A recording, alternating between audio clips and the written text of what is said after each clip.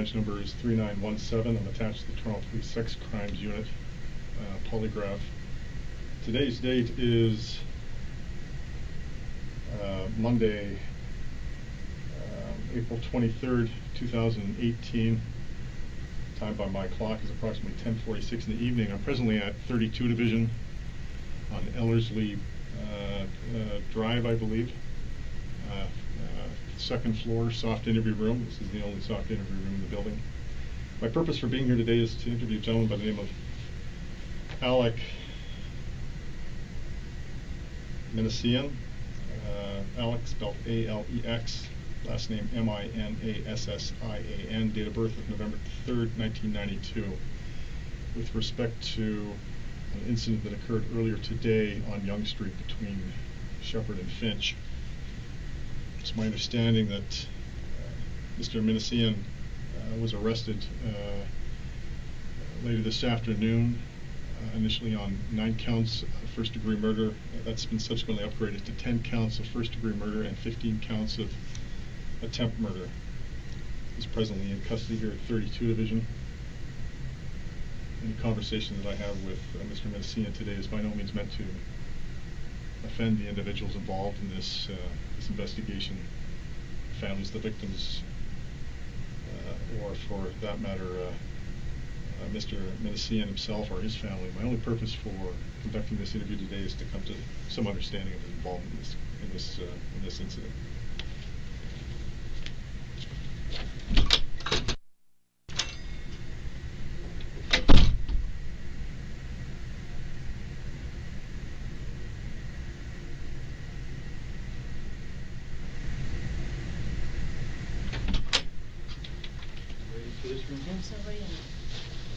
And you can just have a seat in the corner right over there, okay? Okay. So just have a seat right there, please. Thanks very much.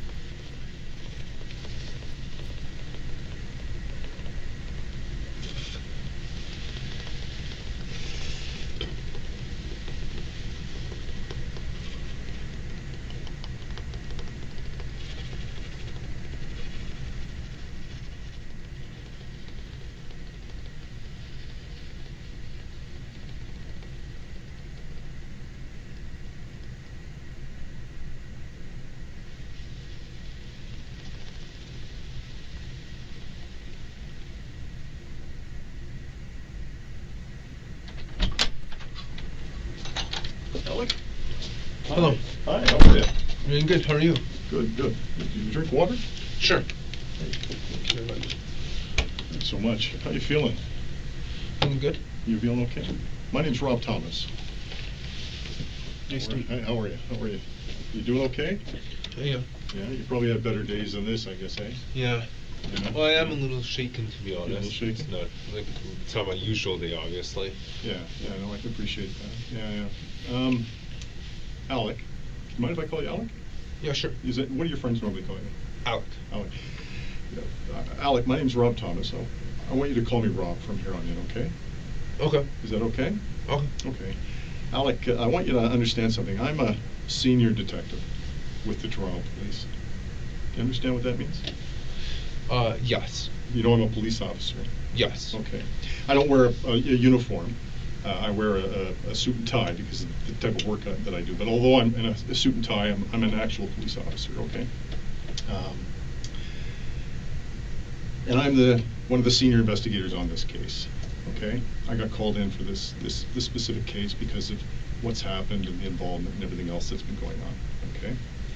Before we get started, I want you to know that we're being videotaped and audio taped, okay?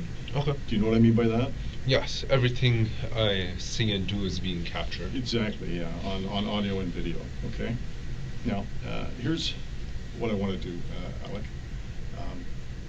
I want to talk to you, okay? we're going to spend a good deal of time together. Okay. Okay. It's important that I talk to you. All right. I'm going to ask you questions. Okay. I'm going to ask you questions about your background, your education,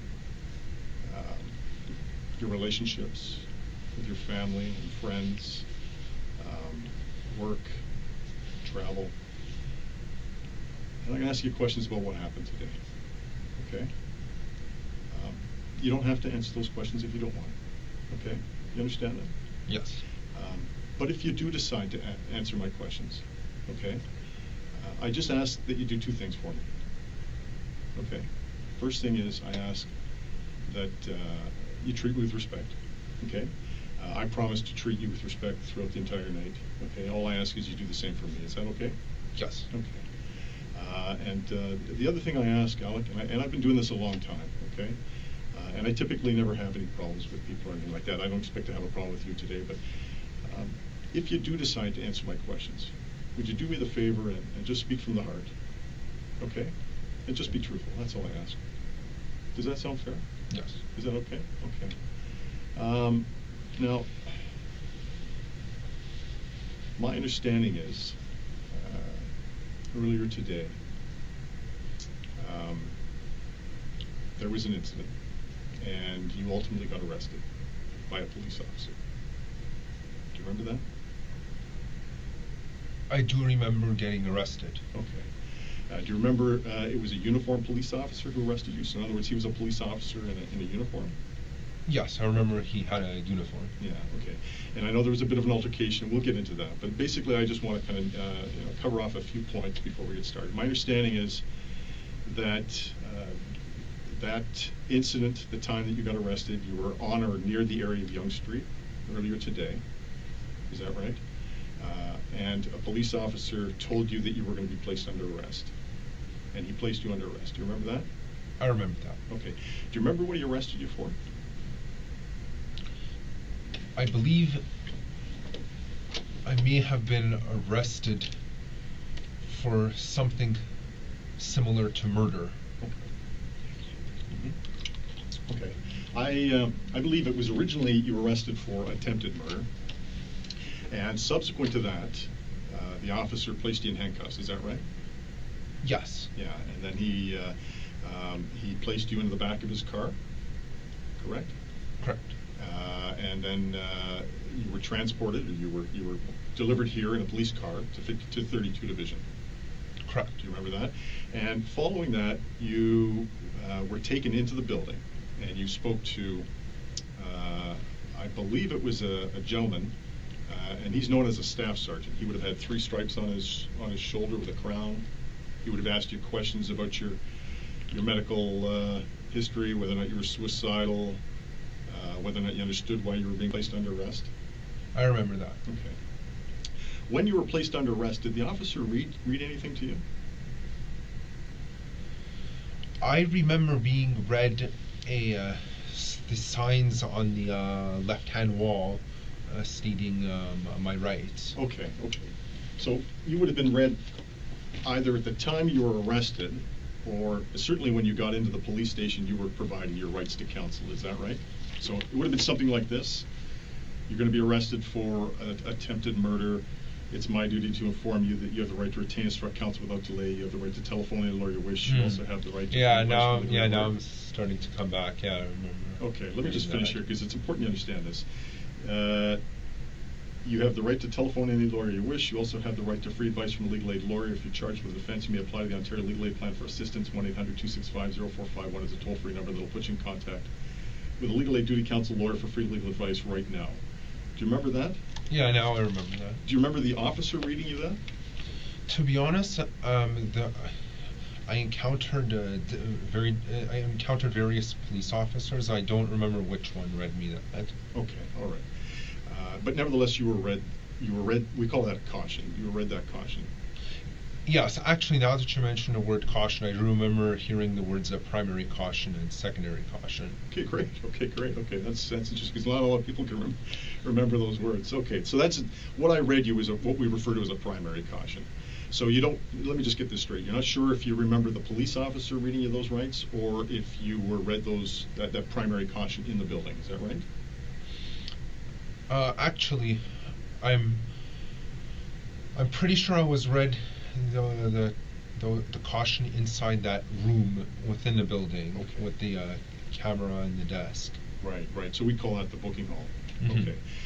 Do you know what do you know what it is that I just read you? What was read to you when you were inside the booking hall? Do you know what that means?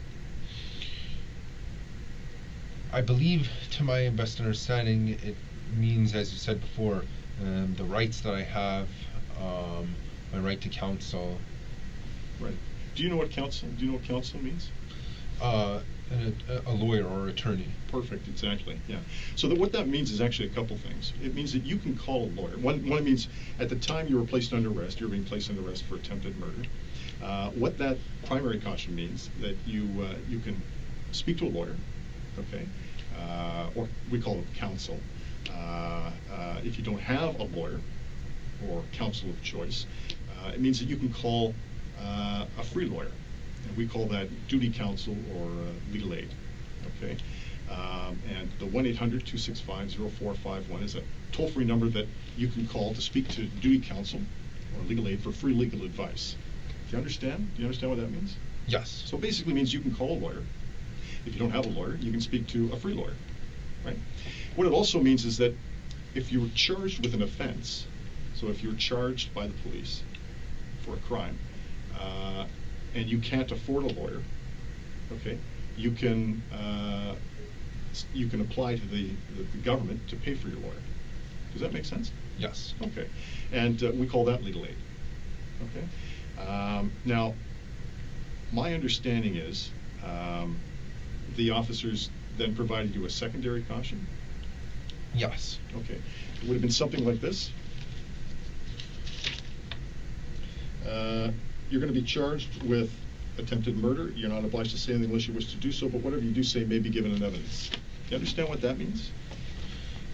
Yes, it means that I'm not required to speak, but anything I say can and will be used against me. Yeah, well, that's the sort of the American version of the Miranda rights in Canada. Yeah, I watch too much TV. You watch it? So do I. What you watch a lot of TV, like TV programs, like crime drama programs on TV? It's one of the. I used to watch a lot of CSI. Oh, you did. I love that show. But yeah, so in the States they call that the Miranda. Anything you say can or will be used against you in a court of law. In Canada, we're a little bit different than the United States. I like to think we're a lot different actually than the United States. And what we have up in Canada is a different type of caution. Anything that you say can be entered into evidence. And so anything that you say to me today, because we're being videotaped and audiotaped, a judge can watch that, okay? And he can listen to what it is you're saying, okay? All right. Now, did the officers read you any other cautions? I don't remember being read any other cautions, to be honest. Okay. I want to read one more to you.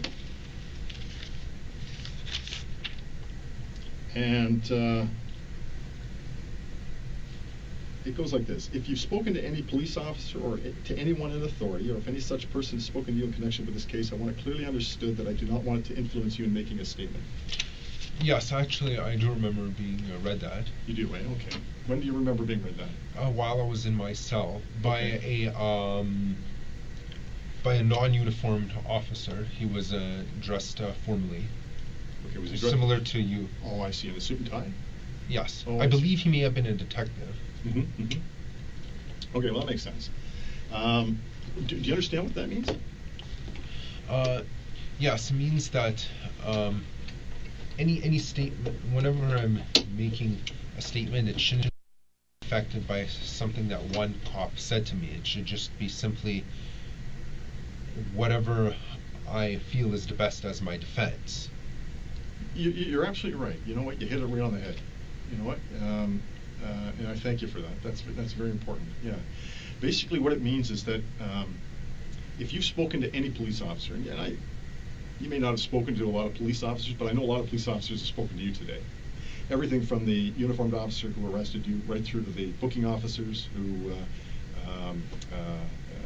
collected your information when you came into the station, right up to the officers who came down into the cells and advised you of further charges that were going to be laid. You've spoken to a lot of police officers today. Am I right? Yes. How many in total do you think you've spoken to? I would say at least 5. At least 5, okay.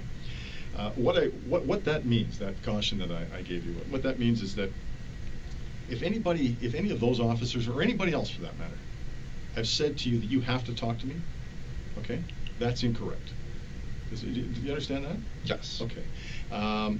You don't have to talk to me, okay? So if anybody has told you that you have to speak to me, I don't want you to listen to what they said, all right? I'm assuming nobody's threatened you or made you any kind of promise? No. Nobody's threatened you? No. No, nobody's made promises? No. For you? Okay. We call those inducements. So nobody's offered you any type of inducement, I hope, or anything like that? Oh, no. Okay. So basically what it means is that you don't have to listen to what the police have said to you previously, prior to you meeting me here today. And that if you do decide to talk to me, that it just be, like I said, from the heart, and it be truthful. We call that being voluntary. Does that make sense? Yes. That makes a lot of sense. Okay. Now, in addition to that, I just want to clarify one more thing. Did you speak to the police and tell them what happened today?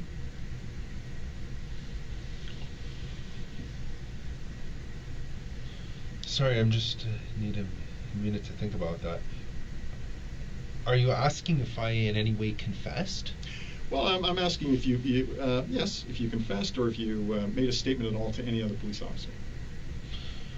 I never made any significant statement about any events that occurred before I was arrested.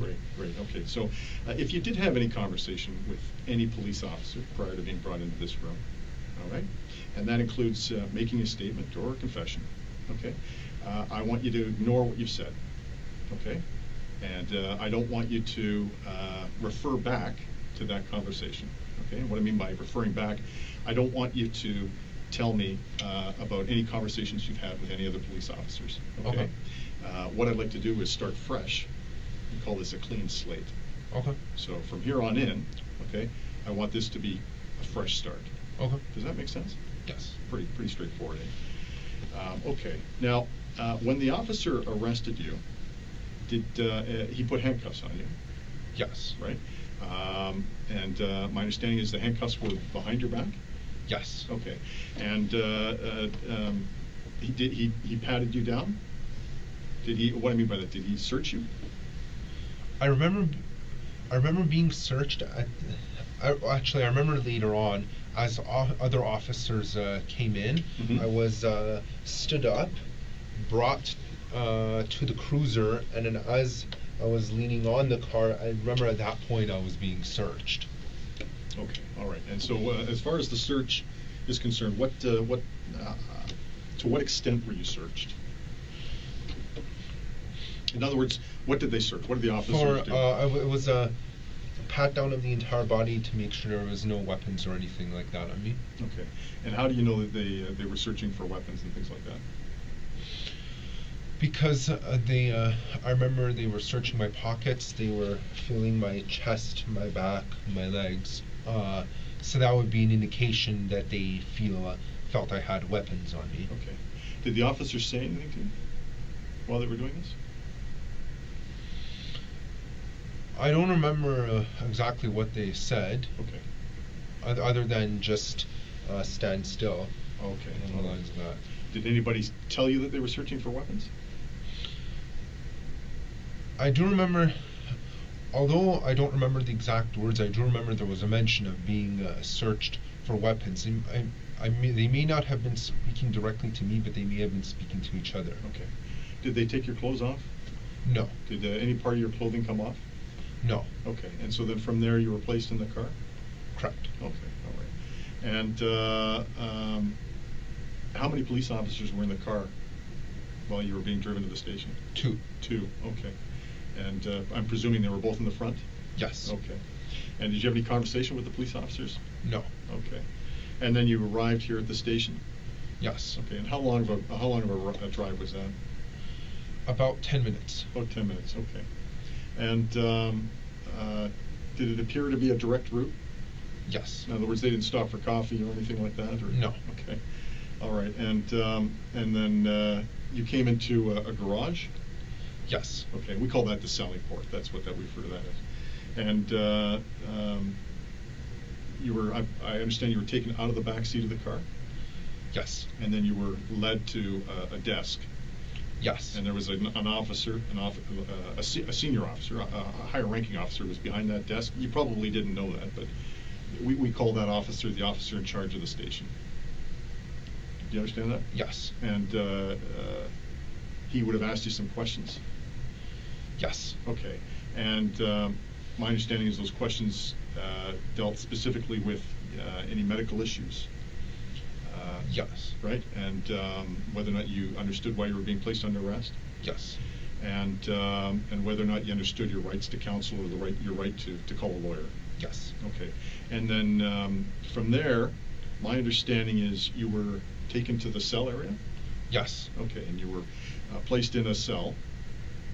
And my understanding is that cell is a bathroom. It has a toilet. Yes. It has a toilet and a sink. Yes. And then following that, now there were a couple of other events that are important. One was, my understanding is that you were given an opportunity to speak to a lawyer. Yes. Okay. And you indicated to the officers that you didn't have a lawyer. Correct. And that you didn't know who to call. Correct. And so the officers offered you an opportunity to speak to duty counsel, which is that free legal service that I talked about. Correct. Okay. And my understanding is you spoke to duty counsel. Correct. Okay. And you did that in private, is that right? Correct. In other words, there wasn't anybody listening to your conversation? Correct. Okay. Now, I don't want you to tell me what the lawyer said, but did you understand what the lawyer was telling you? Yes. Okay. Are you satisfied with the information that he told you? Yes. Okay. Now, following that, my understanding is, and I might have gotten the sequence of events mixed up, so correct me if I'm wrong.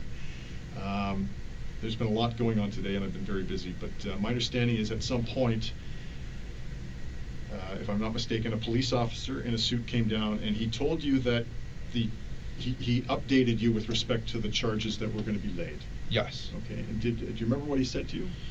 Yes. So originally the charges were 9 counts of first-degree murder. Right. Then later on it got updated to 10 counts of first-degree murder plus 15 counts of attempted murder.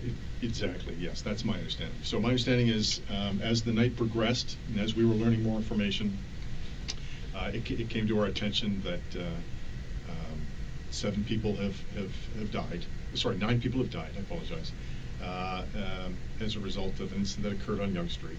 And so subsequent to that, my understanding is the officers came down and they spoke to you to advise you that the charges would be upgraded to 9 counts of first-degree murder. Do you understand what first-degree murder is?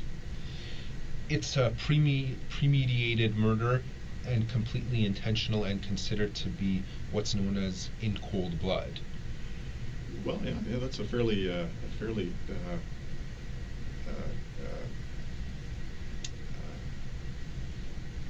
precise way of describing it. What we call it premeditated. It means premeditated. You understand what premeditated means? Yes, it would mean that someone planned for that murder in advance.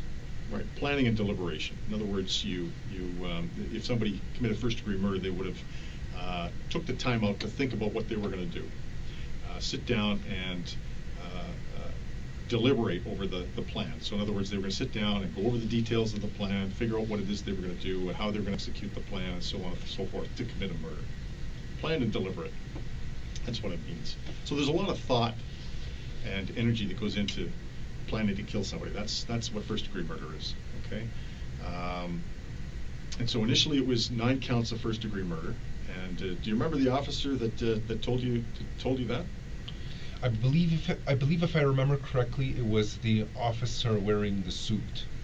The officer wearing the suit who walked you in here today, or walked you into this room?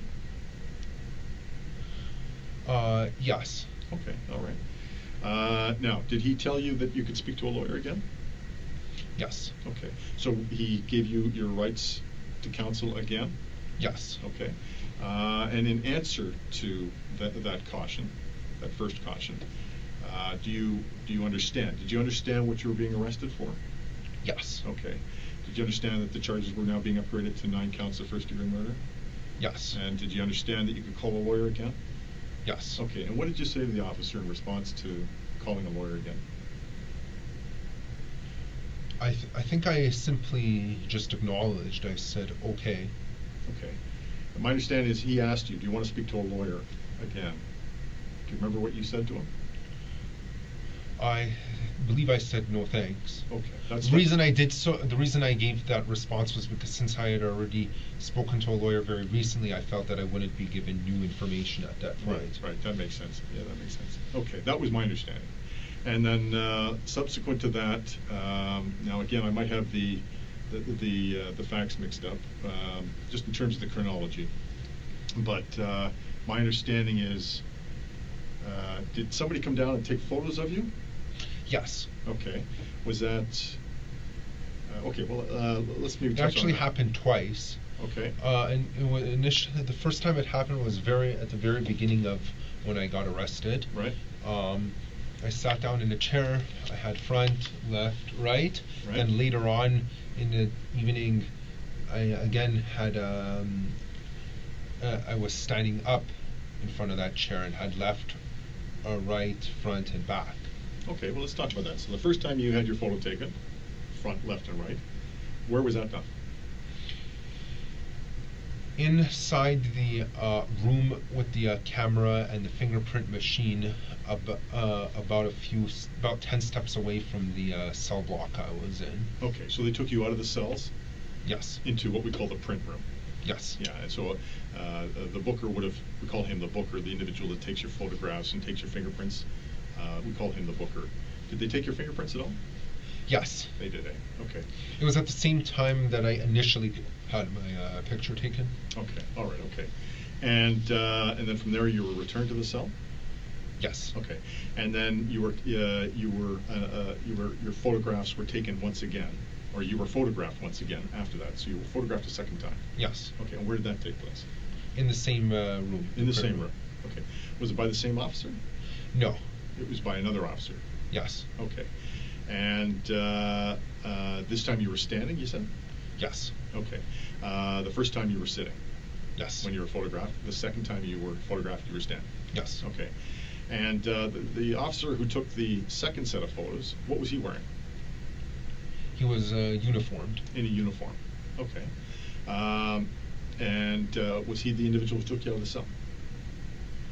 Yes. Okay. And then my understanding is you returned to the cell. Yes. Okay. And then at some point you also turned over your clothing. Yes. Okay. When did that happen?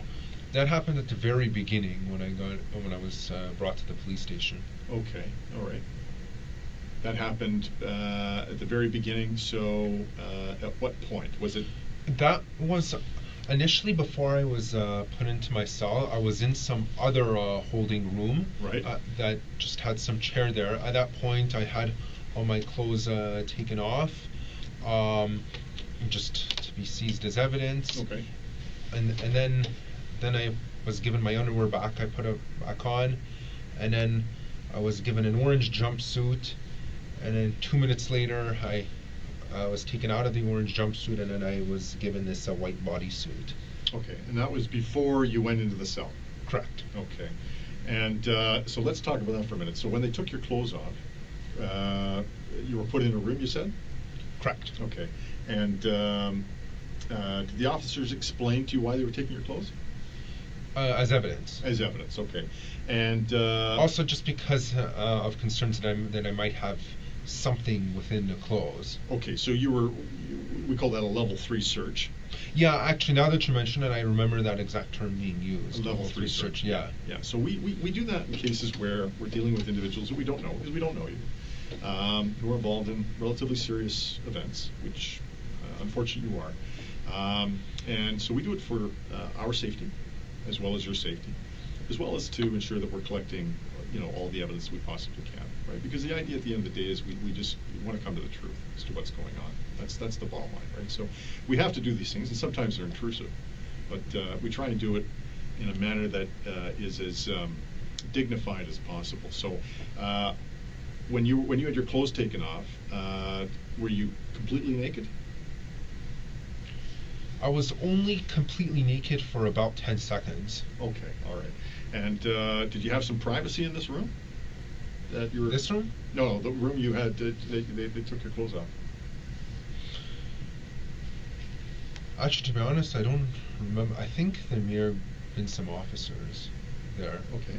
Because my face was towards the wall the entire time.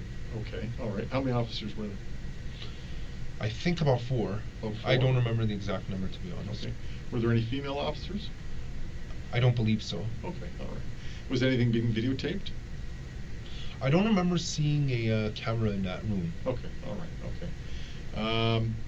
But nevertheless, you were only completely naked for about 10 seconds. Correct. Okay, and then they gave you an orange jumpsuit?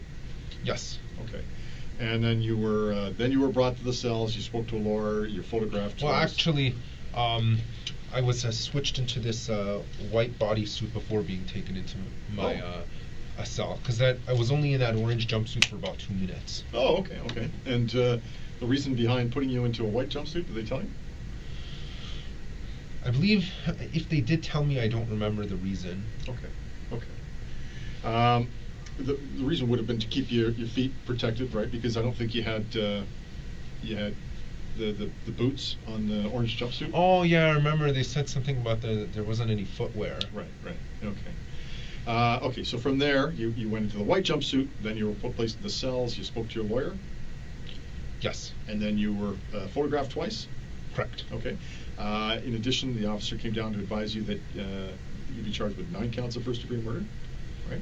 Yes. Okay. And my understanding is, I believe it was the same officer. At some point in time, he then came down to advise you that you were going to now be charged with 10 counts of first-degree murder and 15 counts of attempted murder.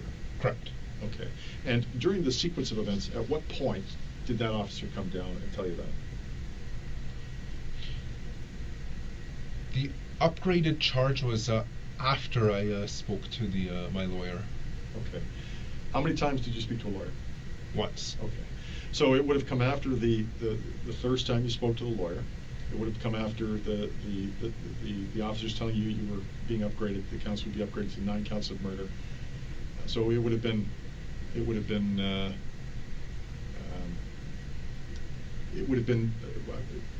some time after you spoke to your lawyer that they told you that you were now being charged with 10 counts of murder, first-degree murder, and 15 counts of attempt murder, correct? Correct. Okay. Did the officers explain to you again your rights as far as calling a lawyer? Yes. Okay. And what did you say to them in response to that? I simply said, okay. Okay. Okay. And anything else? No. My understanding is the officers asked you, do you wish to call a lawyer? Yes, they did. So the second time I said no thanks, and the reason, as I said before, the reason I gave that answer was just because I had very recently spoken to a lawyer, so I thought that I wouldn't be given any additional information at that point. Okay. All right. Okay. All right. Well, here's what I'm telling you here today. It's important you understand what I'm saying. Okay. You're going to be charged with 10 counts of first-degree murder. Okay. As well as 15 counts of attempted murder.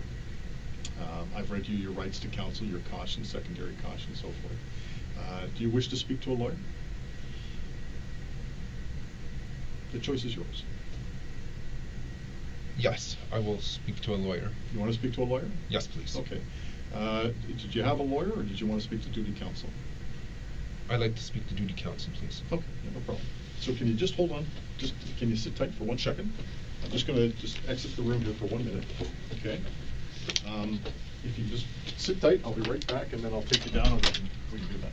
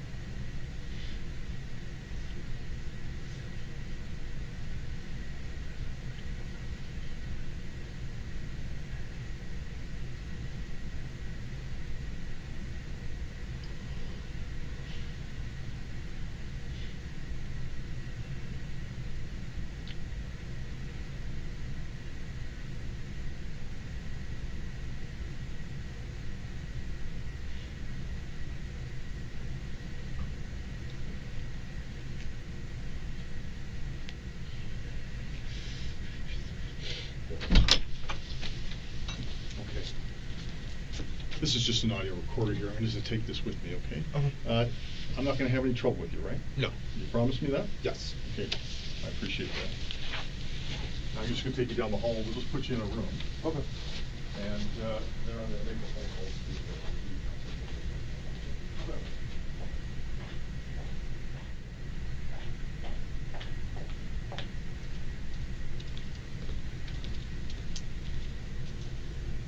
Okay, Alex has been placed in the major crime unit number 1. I'm going to call duty counsel.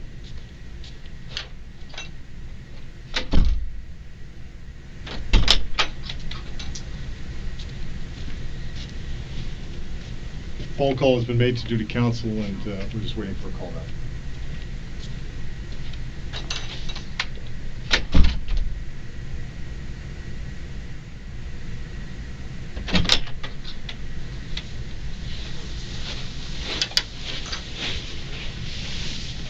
Just give me a sec, I'll cover it. Sure.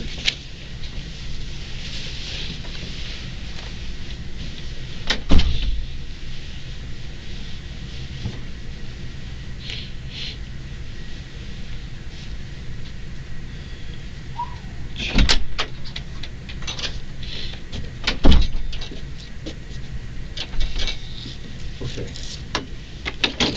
So, before we go any further, just tell me what happened from the time we left this room until the time we came back. What took place? My lawyer told me not to answer. Okay. I understand that, okay, and I'm glad you told me that. You know why? Because that tells me you understand what your rights are, okay? But you need to understand something, okay? We, the police, have a job to do, okay? And that job includes collecting evidence, speaking to people, trying to understand and uncover what's happened, what took place, and asking questions. And we're obligated to sit down and speak to people like yourself who are in this position and ask you questions, all right? Your lawyer's right, you don't have to answer any questions, okay? But you need to understand something, Alek, okay? I still have to ask you questions, okay? And I'm going to ask you questions, all right? And I'm going to talk, okay? And it's not, I'm not doing that to make you feel intimidated or to make you scared or to say things that you don't want to hear, okay? But the bottom line is we have a very difficult job to do, okay? And this is a very, very important matter that we're dealing with here today, all right? So I'm going to ask you questions. If you don't want to answer them, you can tell me you don't want to answer them. Or you don't have to say anything at all. I totally understand that. But as long as we can still maintain that respect that we talked about at the beginning, is that cool? Yes. Is that cool? You're not going to offend me, okay? You're not going to make me upset or insult me if you say, Rob, I don't want to answer that question, okay? If you're kicking over the table and screaming, well, that's going to cause a problem, okay? But I'm not going to be offended, okay? And I understand, okay? But you also need to understand that I have a job to do. I have to ask questions, okay?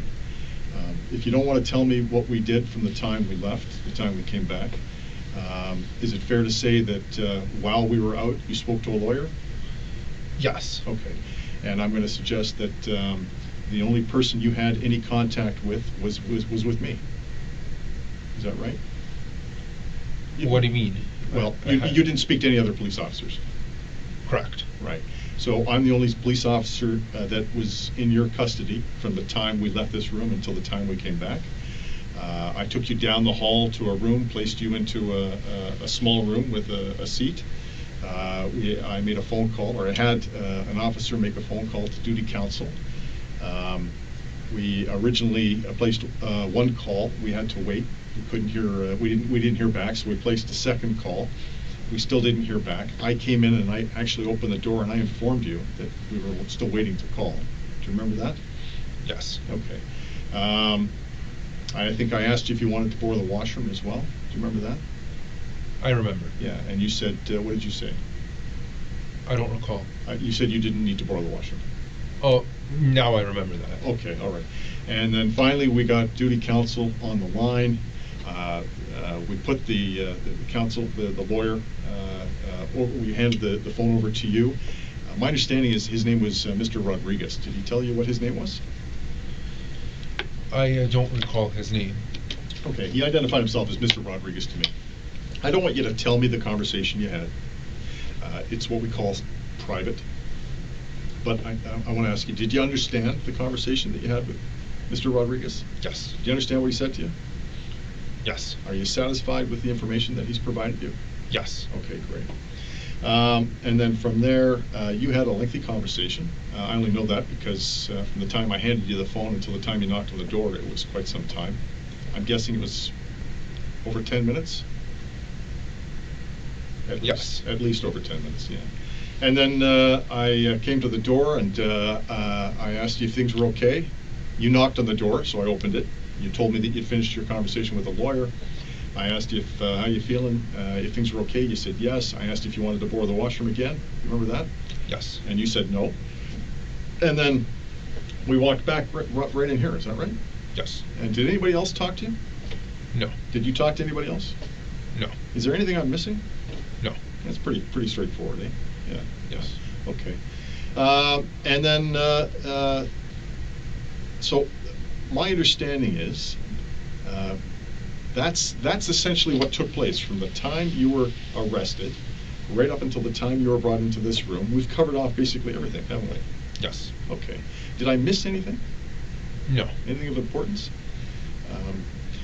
If I'm not mistaken, the officers fed you, is that right? Yes.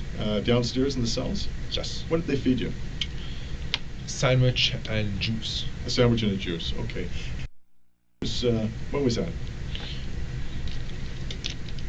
I didn't have access to the time at the time I was fed. Okay. Are you hungry? No. Okay. Did you have anything else to eat today? I ate before I was arrested. Okay. And what time was that? I don't recall. Okay. Do you remember what you ate? I don't recall. Okay. All right. If you're hungry at all, at any point in time, you just let me know. Oh. Okay. If you need to borrow the washroom, you just let me know. Okay. I'm going to leave that up to you to tell me. Okay, because I'm not going to know if you're hungry or not. I'm not going to know if you need to go to the washroom. So I'm going to rely on you to tell me that. Is that cool? Yes. All right. How much sleep did you have last night? About 8 hours. About 8 hours. And how did you sleep? I slept well. You slept well. And where did you sleep? Was it your home? I do not wish to answer that. Okay, all right. Nevertheless, you slept well. Okay. I want to ask you something, Alek, and this is important. Are you on any kind of medication right now? No. Okay, so do you take any, what I mean by medication, do you take anything prescribed for any physical injuries or ailments of any type? I don't wish to answer that. Okay. What about medication for psychological issues? I don't wish to answer that. Okay. Has a doctor, have you seen a doctor recently with respect to any medical issues that I should be concerned about? I don't wish to answer that. Okay. What about psychological issues? I don't wish to answer that. Okay. Alek, can I ask you this? Because it's important. And I'm saying this because I think I know the answer. But am I wrong to understand that in high school you were identified as someone with special needs? I don't wish to answer that. Okay. But you did go to Thornley Secondary, didn't you? Correct. Yeah, okay. And you graduated from Thornley, is that right? Yes. Okay. And then following that, my understanding is you went to Seneca. Correct. And you were, you're just finishing up, if I'm not mistaken. You're just finishing up your course. Yes. Yeah, and that's the Center for Development of Open Technology, CDOT. No, it's Seneca at York. Yeah, I realize that, but your program, the program you're taking, isn't it called Center for No, Development that of was Open Technology? actually something else. Oh, okay. All right. What are you taking at Seneca? Bachelor of Software Development program. Oh, Oh, so you're taking a degree? Yes. So Seneca offers a degree in software programming? Yes. And that's something that you were aspiring to do? I understand you wanted to become a software developer or designer, or software developer, Yes. right? Yeah. And a team leader, is that not right?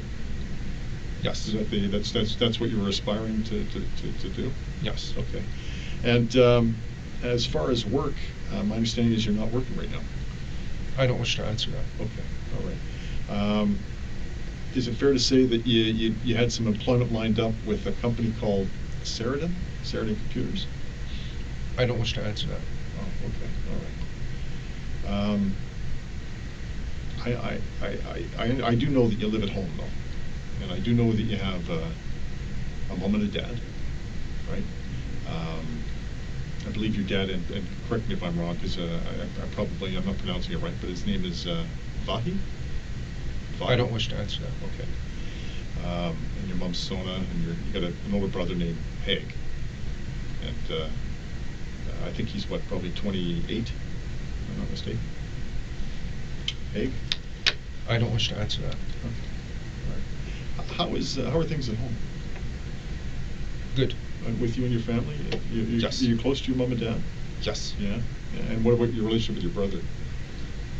It's good. Mm-hmm. I understand you were born in Canada. Yes. Yeah, and your parents immigrated to Canada some time ago, and they're originally from Iraq. Is that right? I do not wish to confirm or deny that. Okay. All right. Okay. I just say that because we've spoken to your dad, and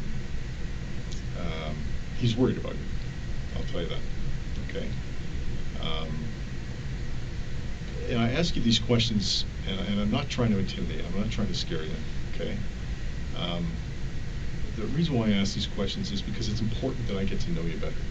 All right. We just met for the very first time, and you don't know me. Am I right? Correct. Right. And I've never met you before, but I do know a great deal about you, and it's important I get to know you better. And the reason why I say that is because this is an important issue that brings you here today. Okay, it's very serious, and I think I would be neglectful if I didn't at least try and understand who you are. That's all I'm trying to do. You understand? Yes. Does that make sense? Yes. Okay. Do you feel intimidated right now? Are you scared or anything like that?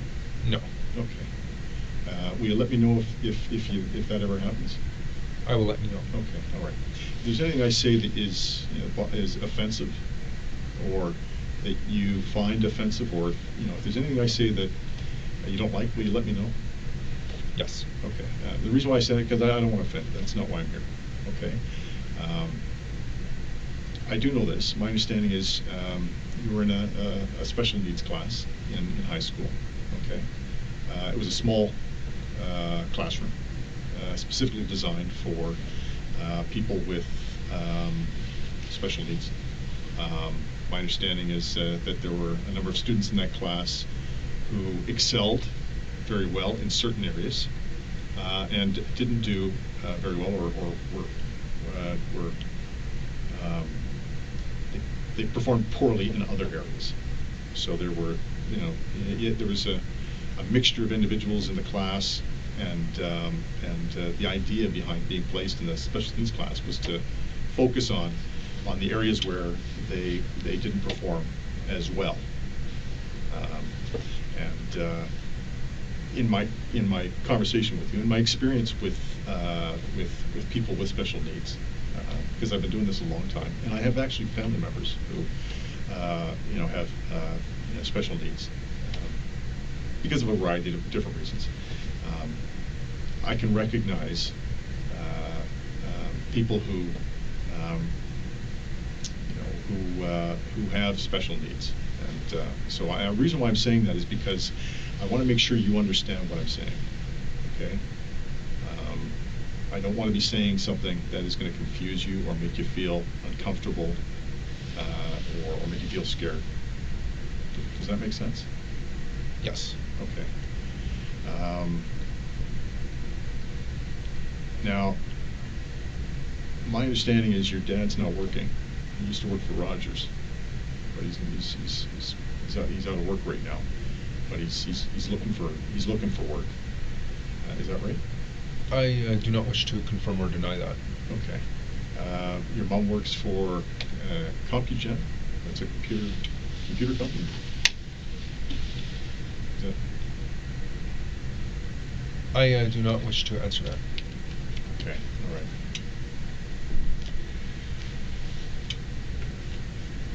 All right. Are you in any kind of relationship right now with an intimate partner? I mean, do you have a girlfriend or a? I do not wish to answer that. No. Okay. All right. What about friends? Do you have a group of friends that you typically hang around with? I do not wish to answer that. You don't wish to answer that. If I was to say Jeffrey Wan, would you know who I'm talking about?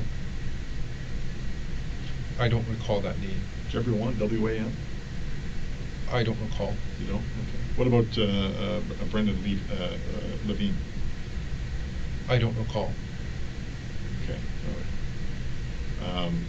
Do you know a fellow by the name of Michael White? I do not wish to answer that. Okay. All right. Okay. What about Michael Transer? Sorry. Yeah, Tanzer. Michael Tanzer. Do you know Michael Tanzer? I don't wish to answer that. You don't? Okay. Do you have a Facebook account? Yes. You do, yeah. Am I correct to suggest that the name of your account profile is your name? What I will say that it is correct to assume that most people have a Facebook account with the same name as their real name. Right. And do you have any other online social media accounts? That is my only online social media account. Okay, so you know what I mean by social media? I'm talking about like Facebook, Twitter, etc. Yeah, Instagram, Snapchat. What are some of the other ones? I'm trying to think. I'm old. I'm 51 years old, so I can't. You young guys have. Yeah, we know all of that. The different technological ways of communicating. What are the other ones? Facebook, Instagram. I'm just thinking of what my kids use. Twitter, yeah, okay, I knew that one. Snapchat. FaceTime. Do you need an account for that? I've actually never used that before. FaceTime? It's like, FaceTime is like Skype though, isn't it? I think it's easier, a more convenient way of using Skype. Right, because you communicate over Facebook, but it's a video form of communication, correct? I actually didn't know that. Oh, because I've just heard of the name. Oh, okay. Because I've actually used it, but this is going to sound strange. I've used it, but I don't know how I've used it. People have actually called me on FaceTime, and I've been on my I have a little iPad, and then all of a sudden I'm talking to somebody, and I can see them, and they can see me. So one day you're going to get old, and you're going to realize what I'm going through right now, because it's hard. It's hard as a 51-year-old guy to try and keep up with the technology, and by the time you get to my age, technology is going to be out of control. But you're a bit of a computer guy. You like computers, eh? You're into software programming, all that kind of stuff. Have you got a particular area of expertise? Like, do you write code, or what do you do? I don't wish to answer that. You don't wish to tell me what you like to do and what you don't like to do as far as? No, I don't. Okay, well, going back to the social media accounts, I mean, my understanding is you have a LinkedIn account. Yes. Yeah. Okay, but you're not active on LinkedIn. Do you know what I mean by that? I don't sign in daily. Right. And the information you have on LinkedIn's fairly limited. Yes. Yeah. And my understanding is your Facebook account is your activity on Facebook is kind of sporadic. Sometimes you're on, and then you go off, and then you go back on. close down your account and then you open it back up. Why is that? I don't wish to answer that. Am I right to assume that you've closed your Facebook account down in the past? I may have done it once. Yeah. Oh, okay. All right. All right. When did you close it down? Did you say when or why? No, when? I don't remember. It was quite a while ago. Oh, okay. And how long was it closed down for? I would say at least a year.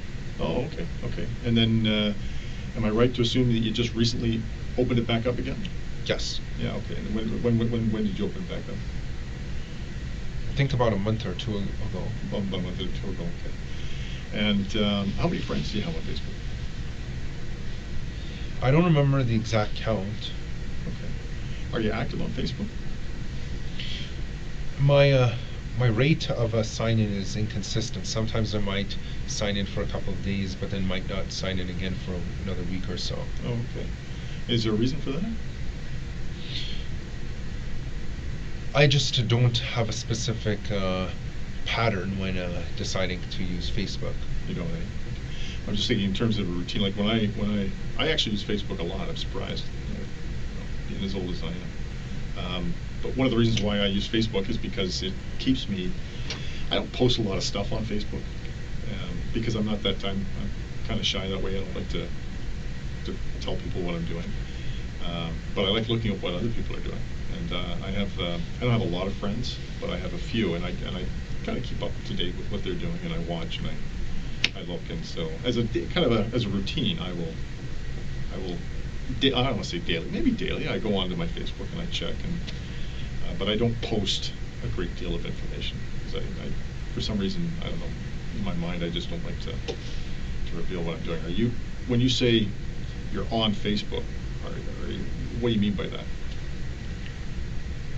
I simply mean that I'm occasionally signing in to use it minimally. Okay. So when you say using, is that are you posting stuff on your web? It could be profile? posting, or it could be private messaging another individual on Facebook. Oh, I see. Okay. And what kind of stuff do you typically post on your Facebook? There's no specific pattern as to the type of content I post. No. It's just random stuff, depending on whatever you're thinking of the day, or. You could think of it like that. Mm-hmm. And messaging, or what kind of conversations are you typically having on Messenger? I don't wish to answer that. Oh, okay, all right. Am I to understand that you've had some military experience in the past? Yes. Yeah. Okay. Was it in Canada? I'm assuming? Yes. Yeah. And my dad was in the military. My dad was actually in the Navy. He joined when he was 17 years old. And in fact, he wasn't 18, so he actually had to have his parents sign off to give him permission to join the Navy. But so in the military, we have the Air Force, the Navy, and the Army. Which one were you part of? Army. In the Army. Okay. All right. And where did you join? Here in Toronto? Yes. Oh, really? And what made you decide to do that? I wanted to try something new. I wanted to see what it was like to join infantry. Really? Really? Have you thought about pursuing the military as a career? I had thought of it at the time that I had joined. Right. Okay. And were you thinking about doing like enlisting, or were you thinking about being an officer and going through the officer cadet program, or what? I had enlisted. You enlisted. Oh, I see. So it was in the Army. And what particular, like, what particular? I know there's a number of different. Is it professions or a number of different trades? Yes. What particular? I trade was were you? infantry. Oh, infantry. So you'd be, if called to task, you'd be the fellow on the front line. Yes. Charge into the enemy and. Yes. Just getting your hands dirty at the Yeah. pointy end of the stick. Okay. Is that? Is it? Yeah, as per the trade description. Oh, okay, right on. What? So specifically, so within the infantry, did you have a particular skill that you wanted to develop, or was it just? I was interested in learning how to use weapons. Beautiful. Okay. Specifically, large guns. So large guns is in what? Like. Such as assault rifles. Oh, okay. So you're not talking about howitzers and and cannons, right? You're talking about, like. Yeah, because those you can actually hold in your hand. Right, right. So what type of weapons would the military, the Canadian military, be training their members in? Because you know what, I play a lot of Call of Duty, right? Have you ever played Call of Duty? Unfortunately, that game isn't realistic. However, unfortunately, I never made it far enough in my basic training to use guns. So I don't know what type of guns the military uses. Oh, okay. What makes you think? I thought Call of Duty was. Well, I know that the scenarios aren't realistic, but like the weapons they use are realistic, aren't they? And the camo and the uniforms and stuff like that. Unfortunately, the logistics of how the weapons are fired, right, are not realistic in real life. For example, there's a lot of recoil when firing an assault rifle. Right, right, yeah, yeah. No, I imagine, and you're not getting much recoil on your computer, whatever. Definitely not. The little handheld console you're using. Of course, it vibrates a little bit, but that's do you play Call of Duty? I played it in the past. Yeah, I enjoy that. I like that. And there's another one I really enjoy was Honor, Badge of Honor. I've actually never played that, to be honest. That was actually better. That's better than the Call of Duty. Better, Badge of Honor. It's made. It's. I think Call of Duty is Microsoft, if I'm not mistaken. I don't know. But this was another company. But Call of Duty is made by Activision. Activision. Okay, right. Now, yeah. So Badge of Honor is something else. It's another company. I don't know what it is, but do you find yourself do you play a lot of video games? A guy like you, 25 years old, imagine you're. Yeah, I actually like playing video games, especially the violent ones. The violent ones, yeah. I just like to let out all my urges into the TV screen. That's why they're there, right? What about what other ones do you play? I played Halo a lot in the past. Okay, all right. That's more of a sci-fi kind of futuristic stuff. It's not. I wouldn't say Halo's terribly violent. I mean, you're killing Martians and things like that. At least you're not killing other humans. Yeah. Do you play Grand Theft Auto? I played it a couple of times on someone else's Xbox. I've never actually owned any copies of Grand Theft Auto. Mm-hmm, mm-hmm. So as far as being a gamer, how would you classify yourself? Are you like a big gamer? I would classify myself as a hardcore gamer. Hardcore gamer. So in terms of hours spent during the day playing video games, how many hours would you spend? I would say an average of 5 hours per day. Oh, okay, all right, okay. That seems reasonable. That's at your age, I'd probably do the same thing. Even given my course loads. Okay, and so that's with school. Yes. So okay, and you were full time. Yes. Yeah, and you're in a computer degree program, right? Which is, I imagine, intense. Yes. Like hard work. Yes. Right? Have you always been? I'm saying this because I've got a nephew of mine who's actually in BC right now at the University of Victoria, and he's in a computer engineering program. So I don't know if computer engineering is the same or not. There's an overlap, but it's not the same thing as computer programming. It's not, okay. But his course load is intense, and it's highly mathematical. A lot of math involved, a lot of equations, a lot of problem solving. I never actually had to do that much math in my program. It was mostly coding. Coding. Oh, so you write a lot of code? Yes. Now, do you write what type of language do you write? I've used C, C++, Java. And Java would be web-based? Java isn't really for writing code? No. For websites? Java is more generic. Yeah, okay. But C++ is the more popular coding for computer programs. Yes. Yeah, okay. And what made you decide to get interested in that?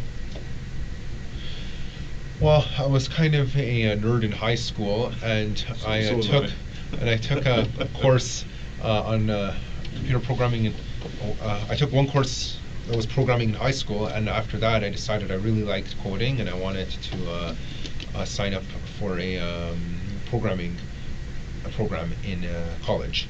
Really? And then you just carried it through, and you got into Seneca, and things were good. Now, was it difficult getting into Seneca? Did you obviously had to? I had to. The only difficult part was ensuring that I had high grades near the end of high school. Right.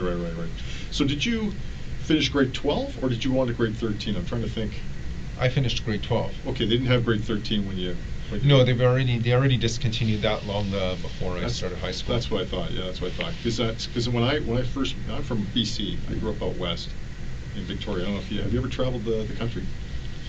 I've never been to BC before. Never been to BC. Have you been anywhere else in Canada? I've been to Quebec. You've been to Quebec to visit. Yes. Okay, but have you traveled anywhere else? No. Okay. Well, yeah, BC is in BC.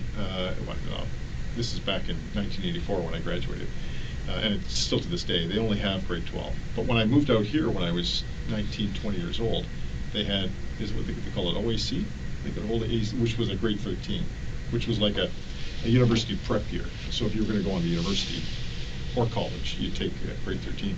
But then they discontinued that. But I can't remember. I couldn't remember exactly when they did that. So I assume that maybe perhaps you were still part of that. So you get into Seneca, and it's how many? Is it a 2-year program? 4-year program. 4. So were you in your 4th year? This semester was supposed to be my final semester. Final semester. Yes. And you'd be graduating with a Bachelor of Science? Bachelor of Software Development. Bachelor of Software Development. Did you have tests or anything to complete, or? I already completed everything. So you basically you finished. Yes. So when was your last day? My last day of classes was last Wednesday. Last Wednesday. And so when would you be told that you had graduated? Like when would your graduation date be? I would have found out my final grades this Saturday. This Saturday. Yes. Okay. So were you required to do anything between now and Saturday? No. So that's it. You're finished. Yes. Wow. Congratulations. Thank you. Good for you. And that's quite an achievement. Yeah, you got a Bachelor of Science. That's a heck of a lot more than what I got. I'll tell you that. I went to university and I only took I got a diploma in business administration. Then I did 2 years in taking finance, but I never completed it. I never finished my university. I wish I had, but it was a lot of work. I couldn't do it. It was too much. Well, that's good. Wow, that's quite an achievement. Have you but you hadn't lined anything up as far as a job? Like work wasn't. I don't wish to answer that. Okay. All right. Okay. I understand. My understanding is you're living at home. You don't live on your own. Am I right? I don't wish to answer that. Okay. But you have a good relationship with your mom and dad. Yes. Yeah. And has your relationship always been good with your mom and dad? Yes. Okay. And have they been supportive and loving throughout your life? Yes. And were there any difficulties in your life growing up with your mom and dad? No. No. What about with school? Were there difficulties with school growing up? No. No. And so when I talk about that, I'm talking about like the school curriculum. Going to school, learning, and completing your assignments and things like that. Were there any issues? No. Okay. What about the students? No, I never had any issues. Never had any issue with any of the students or anything like that? No. And I say this because sometimes these things are important. How were you treated by the other students? I was treated well. You treated well. Okay. Did you have any difficulties with any particular group of students? No. No. What about difficulties with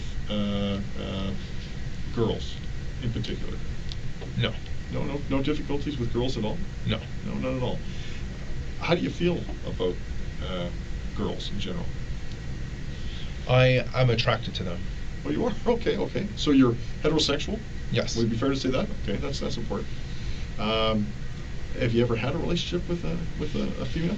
I don't wish to answer that. Okay, all right. In terms of females, I mean females and women, because you're 25, you're a young man, right? We'll call them women. In terms of your feelings towards women in general, how would you describe that?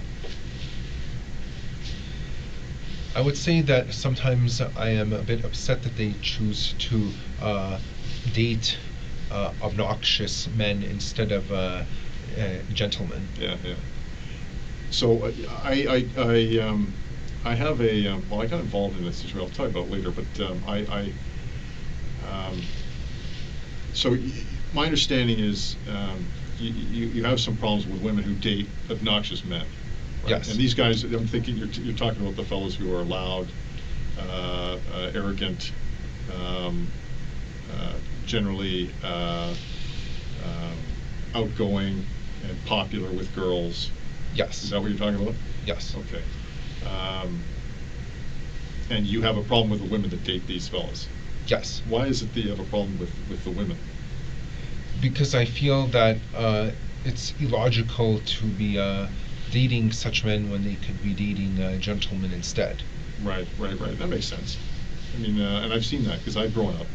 And I'll tell you one of the issues that I had as a kid growing up, because I was, this is going to say, you might not believe me, but I wasn't a very big kid growing up. I was actually very, very small. And it took me a long time to grow. And so as a result, I was kind of ostracized. You know what I mean by ostracized? I was kind of Cast aside. Cast aside, yeah. And or I left out, like I wouldn't get picked for teams, or anything like that. I was always kind of the last guy. You ever see those television shows where all the kids are lined up and they're getting picked for the teams, and there's always one guy left out at the end. Yeah. That was me. I was that guy. And I was never very popular with girls in school. And that kind of actually went on through the early part of my adulthood, until I started, getting taller and maturing, right? But I understand exactly what you meant, because I was, as a kid growing up, I was, I was like any other kid, any other young man, right? You would look at attractive girls, and I knew I was probably just as smart, if not smarter, than some of the clowns they were dating. But because for whatever reason I didn't have what it took, they wouldn't date me, because I think because I was short, they wouldn't date me, and they'd end up dating the tall jocks and the other the good-looking fellows. Is that what you're talking about? Yes. Then you kind of resent these girls, right? Yeah. Because that's kind of a superficial way of deciding who it is Because you're going to height is an unfair. You can't control your height. Right. Exactly. Right. What other things can't you control? You can't control your looks either. Exactly. Yeah, that's a good point. Although you're not a bad-looking guy. Thank you. No, you are. You're a good-looking guy. You keep yourself well, and you're good. You're fit. You're tall. Yeah. What other things can't you control? I'm not aware of anything else you can't control. What about like physical disabilities? Right. Obviously, if you were blind, or Unfortunately, you can't control that. Yeah, you can't control that. That's what I mean. So these are things you can't control, or other disabilities. If you're mentally handicapped, or if you have an amputee, or there's other things. And so does that, would you include that in those issues that you can't control? Yes. And so how long have you had this this feeling towards women who are attracted to this particular type of guy? Ever since I started college. Ever since you started college, okay. Was it something that occurred as a result of a single incident? Like, was there one particular moment in your life where it sort of struck home this was a problem, or was it just on Halloween of 2013, I was attending a house party, and I walked in and attempted to socialize with some girls. However, they all laughed at me and held the arms of the big guys instead. Really? Yeah. Well, that's kind of rude. And how did that make you feel? I felt very angry. Yeah. That they would, because I considered myself a supreme gentleman. I was angry that they would give their love and affection to obnoxious brutes. Really. And so it was at that particular moment, and that was sort of the defining moment that made you think that this is wrong, and these people are Yes. are unfairly treating you in the way that they were. Yes. Yeah. And that makes sense. I appreciate you telling me that. That says a lot. And so from that point on, what did you start doing? I started thinking that it's unfair that certain guys will not get any love and affection from girls. Okay. And what do you mean by certain guys? Such as me, that are very nice and act gentlemanly. Right. Are there other guys? Did you find other guys are in the same? I know of several other guys over the internet who feel the same way, but I know I would consider them too cowardly to act on their anger. Oh, okay. And so on the internet, what are you talking about in terms of? Specifically, certain boards on 4chan. Oh, okay, 4chan. I'm familiar with 4chan. So that's such as R9K and Poll. Okay, so describe 4chan to me. What is 4chan specifically? It's an image board Right. where people can anonymously make any post they want. Mm-hmm. The three boards that I have frequented are B, which is the random board. Okay, yeah. POL, or poll, Right. stands for politically incorrect. Okay. And R9K, which is basically means R9000. It's in effect they're saying we're all robots. Anyone who messages on that board. Okay, so those are the three boards that you go to. Yes. To is it fair to say you chat? Yes. You chat. So you chat with other similar-minded people. Yes. Right. So 4chan is a website, and within 4chan there are these messaging boards. Yes. And they're individual boards specific to like-minded people. Yes. And how many boards would there be in total on 4chan? There are about 50 different boards on 4chan, but most of them are actually unrelated to the to B R9K or Poll. Therefore, I don't bother going on them. Right. Because in fact, if I tried to talk about topics that I was talking about on those other boards, my post would get deleted. Oh, okay. All right. So there's moderators. Yes. Who monitor the conversations, and they kind of police the conversations, and if you're not part of the group conversation, they kick you out. Yes. Oh, okay, that makes sense. So when did you first start going on to 4chan? Since 2014. Oh, okay. All right. And how did you learn about 4chan? I was informed about it by a friend at college. Oh, okay. All right. And was he on it as well? Or? Yes. Okay. What's his name? I don't wish to answer. Okay, I understand. But nevertheless, it's a friend who's on 4chan. Was he in the same chat rooms? Yes. Oh, okay. All right. And so would you have conversation with him in those chat rooms? Yes. Oh, okay. All right. And so how many other people would be in these three particular chat rooms you talked about? It doesn't actually tell you how many are in there at once, because it doesn't. As a software, it's not actually a chat room. It's more like a message board where anyone can post at any time by simply going to the thread, Okay. but they don't have to stay there. Oh, I see. So it's not live. It's not live chat. No. It's a thread. So when you say it's a thread, it's essentially like a forum. Right. So you make a statement, and then somebody will answer, or they will reply to your statement. Correct. And then you've got. Or they might reply to the original poster, or what is known as OP. Right. Okay. I see. Okay. And so the general content of these three forums. Am I using the right word? Forum or Image board. Image board. So what's the general the topic within these message boards? Well, on B, or random, the general topic is random. It's literally any random topic. Mm-hmm. On R9K, they call us space robots. Okay. The topic is usually frustrations at an inability to lose one's virginity, specifically for young males. Okay.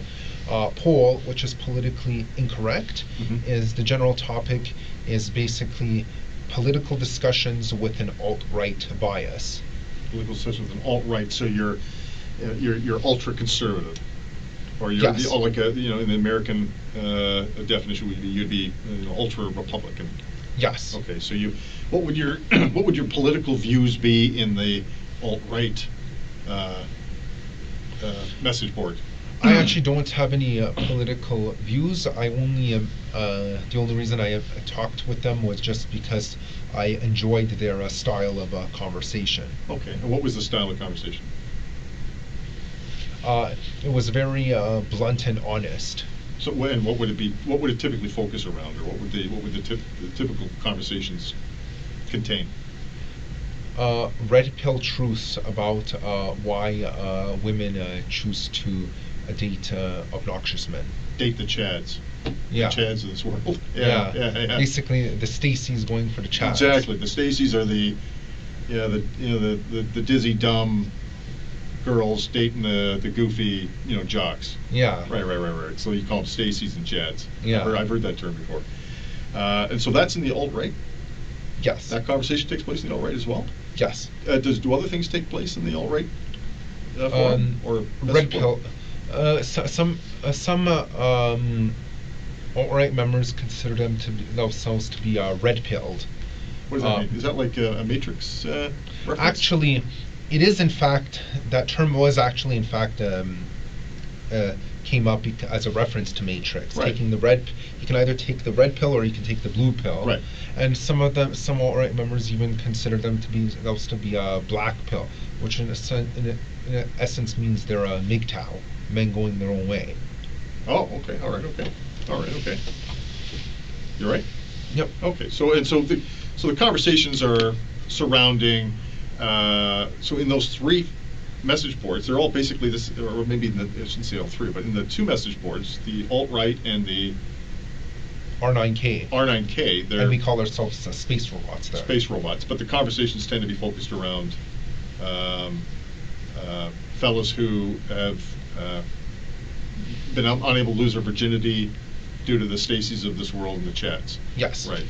And I've done a little bit of reading, and I know a little bit about involuntary celibacy. Celibacy, right? So being celibate, involuntarily Yes. celibate. What does that mean? That means celibacy means someone who never has sexual intercourse. Right. Involuntary celibacy means this wasn't your choice.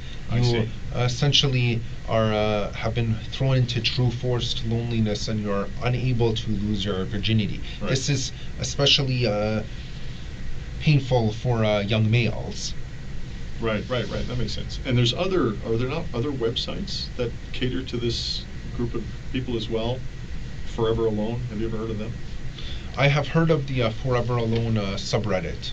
And subreddit. You've heard of those? Yes. Okay. And is it fair to say Forever Alone is a forum within subreddit? It is a subreddit. That's the definition of subreddit is basically a section of Reddit. Right. Yes, exactly. Right. So it would be like the 4chan. Kind of, in a way. Yeah. Okay. All right. Are you on Forever Alone? Yes. You're on that as well. Yes. Okay. And what other sites are you on? I can't recall other sites off the bat at the moment. What's your username in Forever Alone? I don't wish to answer that. Okay. Well, what about 4chan? There is no username because you're always anonymous. You don't register on 4chan. Oh, and that's what makes 4chan popular. Yeah, because it makes it very easy, and you can hide behind a computer screen. Right. Okay. And so when you're on the internet, where are you typically when you're accessing these websites? Are you at home? Yes. Yeah. Okay. And have you got a computer at home? Obviously you do. Yes. Okay. Do you ever access them with any other type of device? Yes, I have access to them from school before, from school computers. And where's that, at Seneca? Yes. And what department? Within the school library. Oh. That's common to all the students. Oh, I see. Do you have one particular computer that you go to? I've always gone to the computer at the northeast corner of the library, just as because I'm a person of habit. Right. Okay. And Is there a number on that computer or anything like that? No, but I'm always gravitated to the exact same spot. Okay. I'm able to. I just instinctually know this is exactly where I've always sat every time. Right. What type of computer is that? Windows 10. No, I mean in terms of the hardware. What is the make of the hardware? I'm not sure, to be honest. I know it's a workstation. It's a workstation, so it's not a laptop. Correct. It's like it's a box and a flat screen. Correct. Okay. And it's at the northeast corner, you said? Northeast Correct. corner. So if I was to walk into the library, where would the doors be to the front entrance of the library?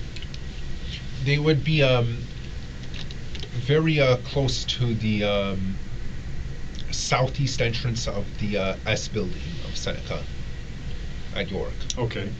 And the S building contains the library? Yes. Okay, and the southeast entrance, and then you'd walk Then in. you would, as soon as you enter, you would turn left, and then when you walk, then you'll see the entrance to the library on the left-hand side. Oh, I see. Okay. Draw me a picture of what the library looks like.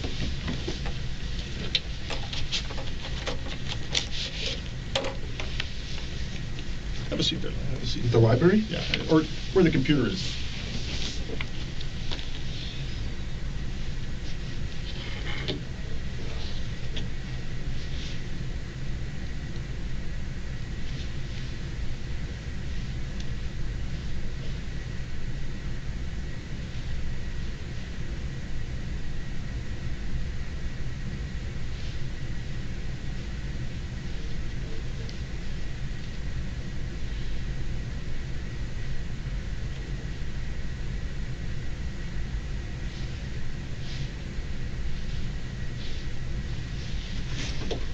That's essentially the Getting the whole- the main layout. So I'm looking at this. That's north. The top of the page is north, east, west, and south. Yes. Okay. And where's the entrance? The northeast corner is the entrance. Yes. And this and is. then, and this is around the corner where I where I prefer to sit when using their computers. Okay. Put a circle or a square. How would you show me where the. I would put it here. It's not actually the very northeast corner because the actual northeast corner has a bunch of Macs. I'm using the most northeast Windows computer there. Okay. Just put computer beside that. Right. Okay. Do me a favor. Just sign the bottom there so I know that's yours.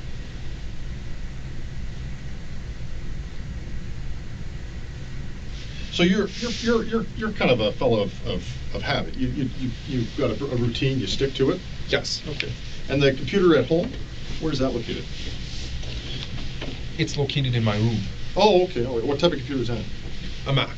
Oh, so you own a Mac. Well, I'm good with both Macs and Windows. And Windows, yeah. But you prefer Windows, or? Yeah. Really? But you have a Mac. I use it for development. Oh, so there's a difference in terms of the versatility of the computers? Is that how it works? Or? Yes. Oh, I see. Okay.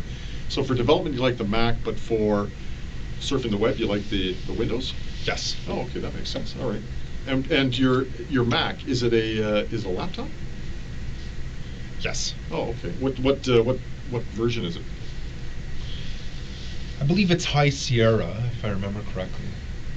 It's a I've never heard of the High Sierra. High Sierra. That's just the operating system name. No, I'm saying, is it like a MacBook Air, or is it a MacBook? MacBook Pro. It's a MacBook Pro, so it's the thicker of the. Yeah. Okay, so it's fat. It's about 3/4 of an inch or something. Okay, what color is it? Steel or gray colored. Yeah, so they come in the standard, eh? And whereabouts in your room is your laptop? On my desk. It's on your desk. You got a desk inside your room? Yes. Okay. How many bedrooms in your house? I don't wish to answer that. Oh, okay, all right. Do you have your own? I just don't want to give up the privacy of anyone else living in the house. I totally understand that. I totally understand. That makes a lot of sense, and I appreciate you telling me that. You know what? And like I said, if that's the issue, you please let me know. Can I ask you this? Do you have your own bedroom? Yes. Okay, all right. Okay. So when you're on 4chan, what specifically are you, and 4chan, when you're on your different websites, and Forever Alone, which, let me ask you this, sorry, I mean, it sound confusing. Which are you more active on in terms of 4chan? 4chan, okay. When did you first, sorry, you mentioned this and I forgot, when did you first go on to 4chan? 2014. 2014, and specifically when in 2014? May 23, 2014. And how were you able to remember that? Because I remember that was a very significant day. Okay, what was that? That was when Elliot Rodger decided to essentially commit an uprising, a beta uprising, if you will, right, against the Chads and the Stacys. Okay, and that was in the United States? Yes. And so when you talk about... Well, because incels don't believe in borders. Right, okay. So locations are irrelevant to us. Right. But for geographical reference only, am I right to understand it occurred in California? Yes. Okay. And what type of uprising occurred? What happened? It was a beta uprising. A beta uprising? Okay. Although he didn't call it a beta uprising at the time. Someone else who was inspired by him, by the name of Chris Harper, called it a beta uprising sometime in, actually I believe it was October 1, 2015. It was 2014. No, someone else named Chris Harper Mercer in 2015 called it a beta uprising. I'm only retroactively assigning the label a beta uprising to the Elliot Rodgers moves. I thought Chris Harper Mercer committed a beta uprising in Oregon in 2014, which later fueled Elliot Rodger to do something similar in California in 2016. It was actually the other way around. Elliot Rodger in 2014, You're right. I'm sorry. Yes. His what I'm retroactively calling beta uprising inspired Chris Harper Mercer to do the same thing in 2015. You're absolutely right. You're absolutely right. That makes a lot of sense. So it was Elliot Rodger who was the father. Basically, the founding forefather of the entire movement. Right. So explain to me this movement. What's this movement about? It's basically a movement of angry incels, such as myself, who are unable to get laid. Therefore, we want to overthrow the Chads, which would force the Stacys to be forced to reproduce with the incels. Right. Okay. When you say incels, involuntary celibate. Celibate. So that's just a short form for fellas who can't get laid. Can't have sex. Right. Okay. And what happened in the Elliot Rodgers uprising? What did he do? I know he used a gun as well as a vehicle to convert the life status of certain individuals to death status. Right. Only to carry the message that incels can't be oppressed. Right. So it was an act of rebellion. Yes. It was out of frustration and anger. You could call it an incel rebellion. Incel rebellion, exactly. Right. Yeah. Okay. And how many lives were converted from living to dead? 6. 6 in total. Okay. And he used a vehicle in that as well? Yes. As part of the process of converting these lives? Yes. And was anything else? Did he do anything else? I know he used a knife for his first 3 murders. For his first 3 murders, okay, all right. And then what about Chris Harper Mercer? What did he do? He used a gun for all of his murders. For all of his murders. And how many people did he murder? I believe it was either 8 killed and 10 injured, or 10 killed and 8 injured. 10 killed and 8 injured. Okay. It was one of those 2. Okay. And were these fellas active on 4chan? Yes. They were. Eh? Have you ever communicated with these fellas? I actually have, as a matter of fact. Who did you communicate with? Both of them, actually. Really? We used code names, actually. Okay. What were they? Elliot Rodger was named Valtharion. Valtharion. Yes. How do you spell that? Valtharion. Okay. And what was Chris Harper Mercer's name? Space robot. Space robot. One word or two? One word. One Camel word. case. Camel case. That means the S and the R were both capitalized. Oh, I see. Okay. And what was your code name? Xbox light side. Xbox light side. All one word. All one word. Camel cased. No, only the first letter was capitalized. The X. Yes. Okay. All right. And so, what did you discuss with these guys? We discussed our frustrations at society and being unable to get laid, and we were plotting a certain timed strikes on society in order to confuse and shake the foundations, just to put all the normies in a state of panic. Okay, and who would be a normie? Normie means normal people. That would be anyone who is considered to be normal by the unfair standards of society. But not the Chads or Stacys. Chads and Stacys are actually above normies, or at least they think they're above normies. Of course, normies. yeah. Okay, all right. So is it fair to say you've got Chads and Stacys up here, normies down here, and then you've got celebs who believe that they are being repressed? Incels, sorry. Yes. Incels who believe they're being suppressed or repressed, yes. and so as a result, to even the playing field. Yes. They convert the Stacys and Chads from living to dead, and to so make that we come out on top. Yeah, it's more than so. Is there so the targets? Who would the targets for this uprising be? All of the alpha males. All the alpha males. So the Chads. Yes. So those are the people that you want to kill. Yes. Okay. All right. And who else? Any of the Stacys who do not wish to give their love and affection to the incels. So they're a target as well. Yes. To be killed. Yes. Okay. And what about the normies? Normies. Yes, we don't necessarily wish to kill the normies, but we do wish to subjugate them in order to make them understand that that our type is the more superior one. Right. So when you say subjugate, what do you mean by that? Meaning either imprison them or put them in a lower position in society. Okay. So that they acknowledge the incels or the Pepe the Frog types as the more superior ones. So, okay, so you're saying things that I'm not familiar with. Sorry. So what's a Pepe the but Frog? He's a mascot on 4chan.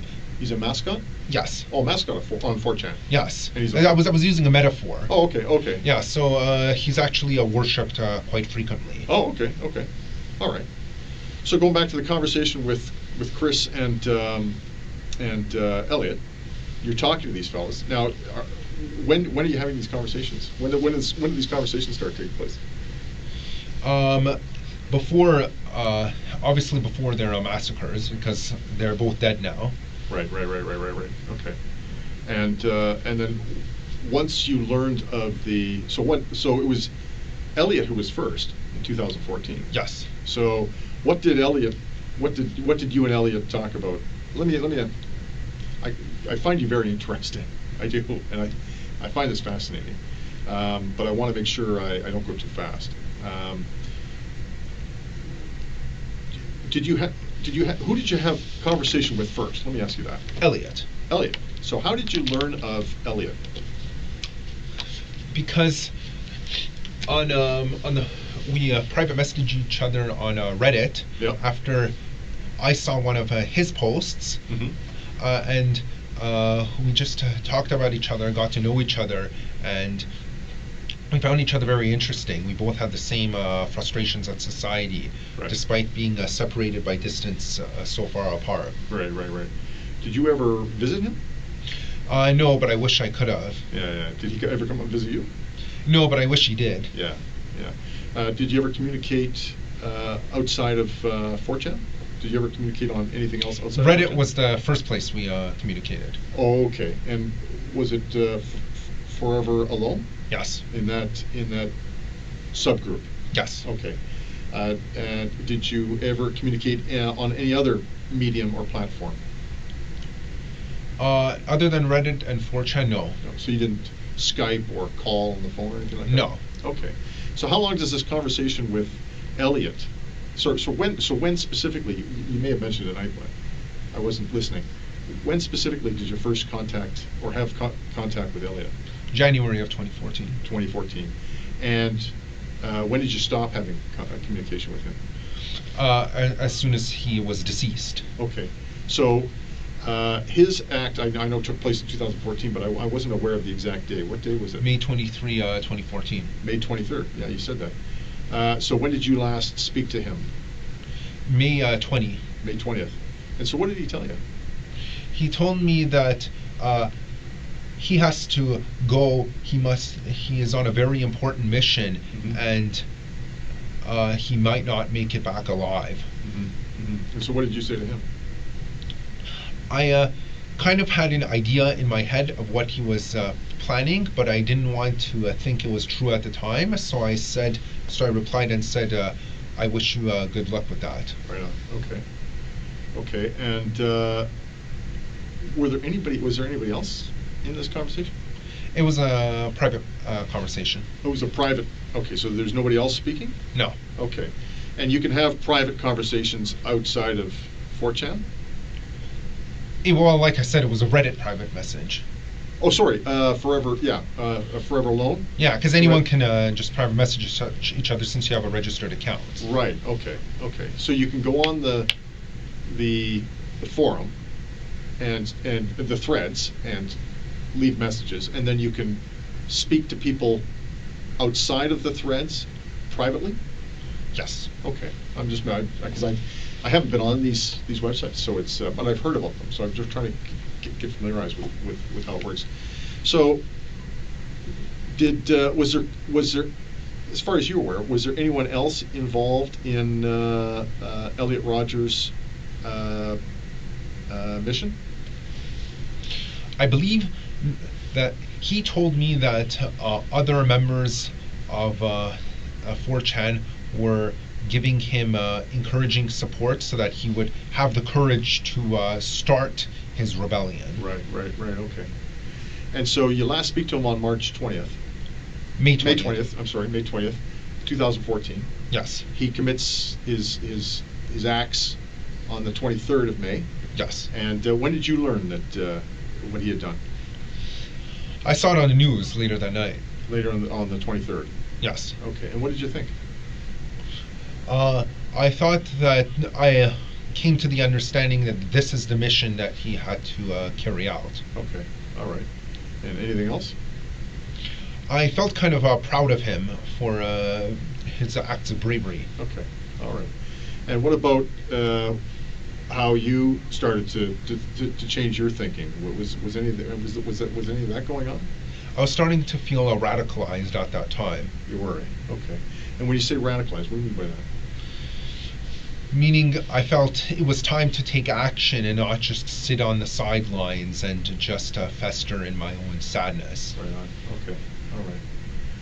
And so, this is starting. This is a process. It's not something that just.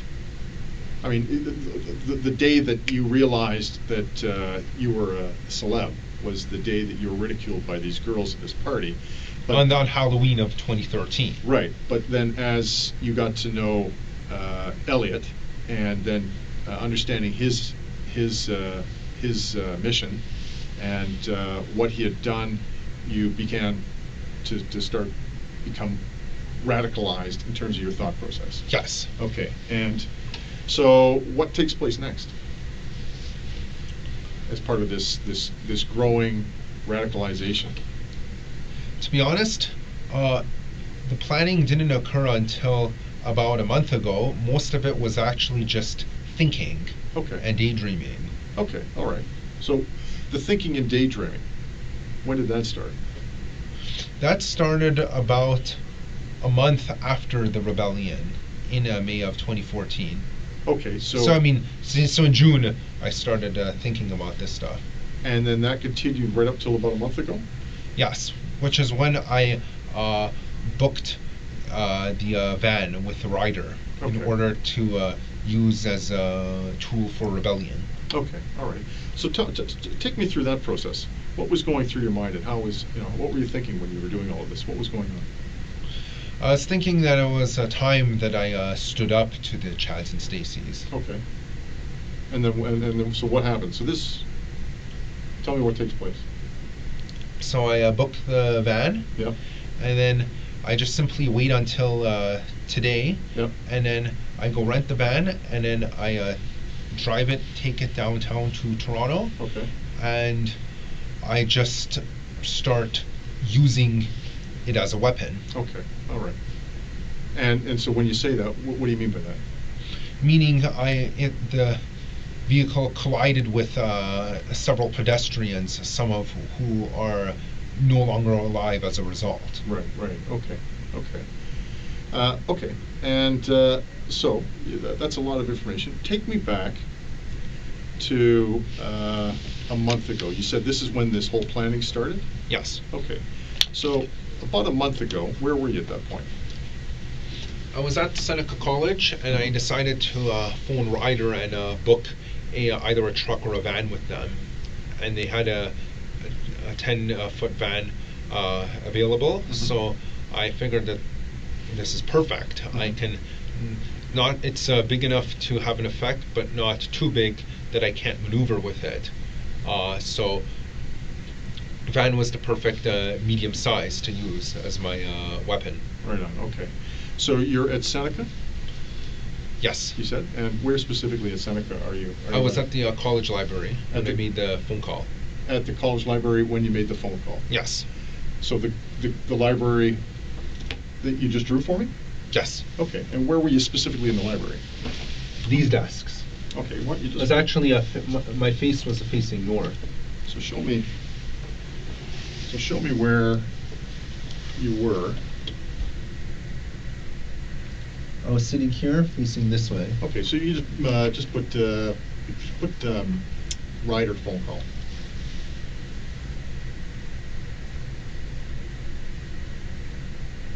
Okay.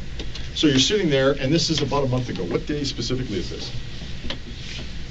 It was near the beginning of April, so it wasn't exactly a month ago, but almost a month ago. Okay, all right.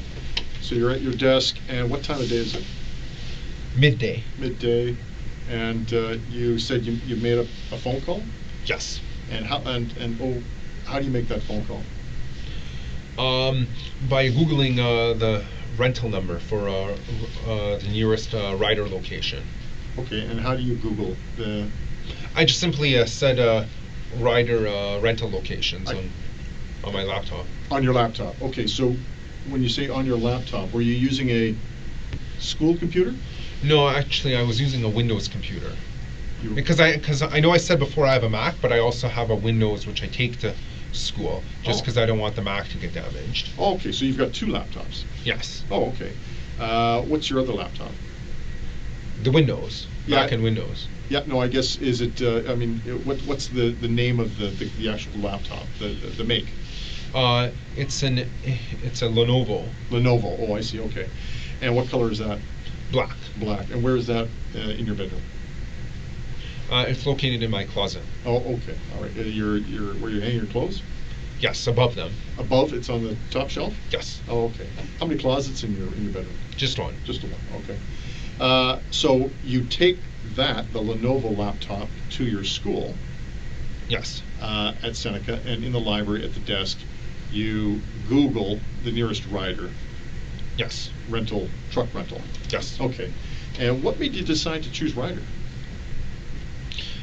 Because I had looked up some reviews online. They people were saying good stuff about them. Because I had looked at some other companies such as U-Haul, and people were complaining about them, saying that the trucks never arrive on time. The customer support is terrible. But people love the Ryder. Oh, okay. All right. Okay, that makes sense. So this was just reviews that you'd read online that made you choose Ryder. Yes. Okay. Can I ask, why were you looking specifically for a truck? Because it would be large enough to inflict severe damage. Okay, that makes sense. Okay, so how do you contact Ryder? By phoning them, basically. And what phone do you use? My cell phone. Oh, okay. So you got a cell phone with you? Yes. All right. What type of phone is that? Android. An Android phone. Okay. And that's an actual make? That's it. Well, it's either your phone's either going to be Android or iOS. My phone is Android. What's the make of the phone, though? Asus Zen 4 was it Asus Zenfone 4. Okay. And where's that phone? What do you mean by where? Where is your cell phone right now? It was confiscated. Oh, so we have it. Yes. Okay. And what's the phone number to your cell? 416-836-9711. Okay. And so you call Ryder, and from Seneca, and what Ryder truck rental? What's the address? 700 Cornerstone Road. Oh, okay. And so what do you say to them? What's the conversation here? I just said, hey, how are you doing? I was interested in renting a truck. I told him that I wanted to just help a friend move furniture around. Okay, all right. Do you remember the individual you spoke to? I believe it was either Matt or Mike. A Matt or a Mike, okay. And what did Matt or Mike say? That, yeah, we do have some trucks available, and that we can rent them out to you, and that he asked me when I wished to rent it, and I said April 23, and lo and behold, it was available today. Okay. Can I ask why you chose April 23rd? I felt it would be more symbolic if I had completed my exams. Okay, okay. Okay, but apart from the 23rd, there was no other reason? No. So if you had finished your exams on the 15th, it would have been the 15th? It would have been the 16th. Oh, the 16th, okay. All right. So how long is your conversation with the fellow from Ryder? About 2 minutes. Okay. Because it was fairly quick. Okay, all right. And then what happens? So you made this phone call. Sorry, let me ask you this. Did you reserve the truck? Yes. Oh, you okay. And what did you tell him in terms of reserving? How was that going to take place? I said that we agreed that I could just simply pick it up. Okay. Did you have to give a deposit or anything like that? Yes, I had to give. It was about a $400 deposit when I arrived at the location. Okay, but that's not till later. Correct. Okay, so you just reserved the truck. There was no requirement for you to give any type of credit card or form of payment? Correct. Okay. So you reserved the truck, then what happens? Then I simply record the reservation, and then I go on that day to pick it up. So nothing happens for approximately 1 month? Correct. So you're not thinking about this? Or I am thinking about it, but I didn't okay. need to make any further preparations. Okay, so what are you thinking about while you're waiting to make these preparations, or waiting to rent the truck? The uprising. I was thinking that I would inspire future masses to join me in my uprising as well. Okay, all right. And how are you going to do that?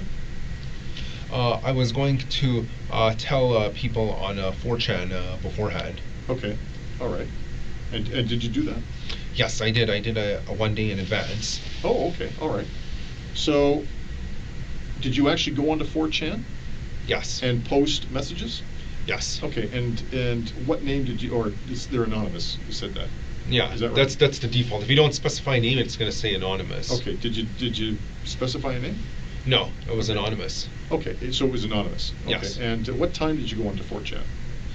Approximately at 3 p.m. yesterday. 3 p.m. yesterday, okay. And what specifically did you say? I was using a code language to avoid detection by the authorities. I stated that there will be a beta uprising tomorrow.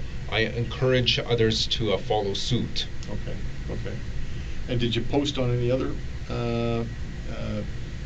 mediums? Media. Any other media? No, just 4chan. Just 4chan. Okay. Did anybody reply? Yes, quite a few people were congratulating me because I suspect they probably knew what I meant by what I said. Okay. And in fact, I remember there was one poster who said he was from Edmonton and he would be planning a similar uprising in November 15 of this year. Of this year, okay. Okay, and what specifically did he say in terms of What he was He gonna do. said, "Hey, thanks, man. You've given me great inspiration. November 15, Edmonton, the continuation of the rebellion." Okay. Those are his words. Okay, I understand. Okay. And so that was the one thing you did to, as you were thinking about this and planning. What else were you doing? While I was finishing up my schoolwork as normal, Yeah. Okay. All right.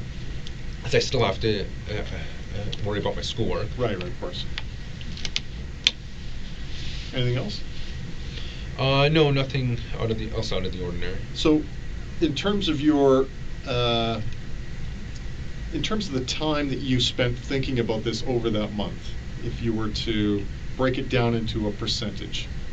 I would say 80% of the time was spent thinking about it, even while I was doing other activities. You were thinking about. I was very preoccupied with it. Very preoccupied with it. Okay.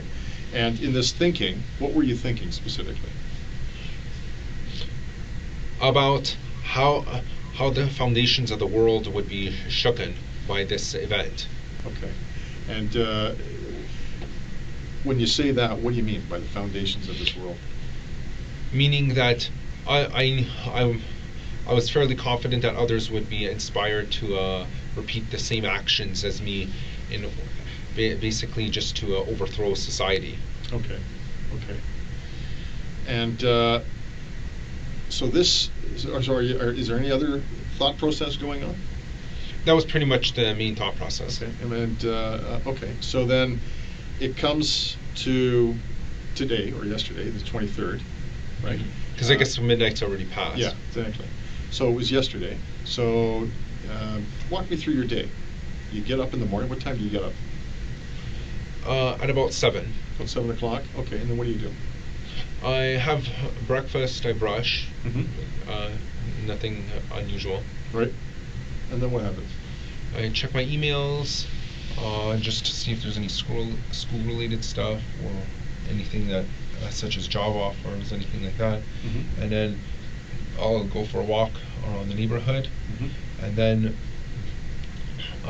then I went to the rider location Mm-hmm. yesterday, Mm-hmm. and just took the van Mhm. and brought it out to Toronto, and then I committed this rebellious act.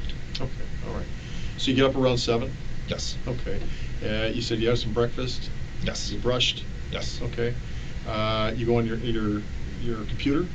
Yes. What computer were you on? Mac. The Mac.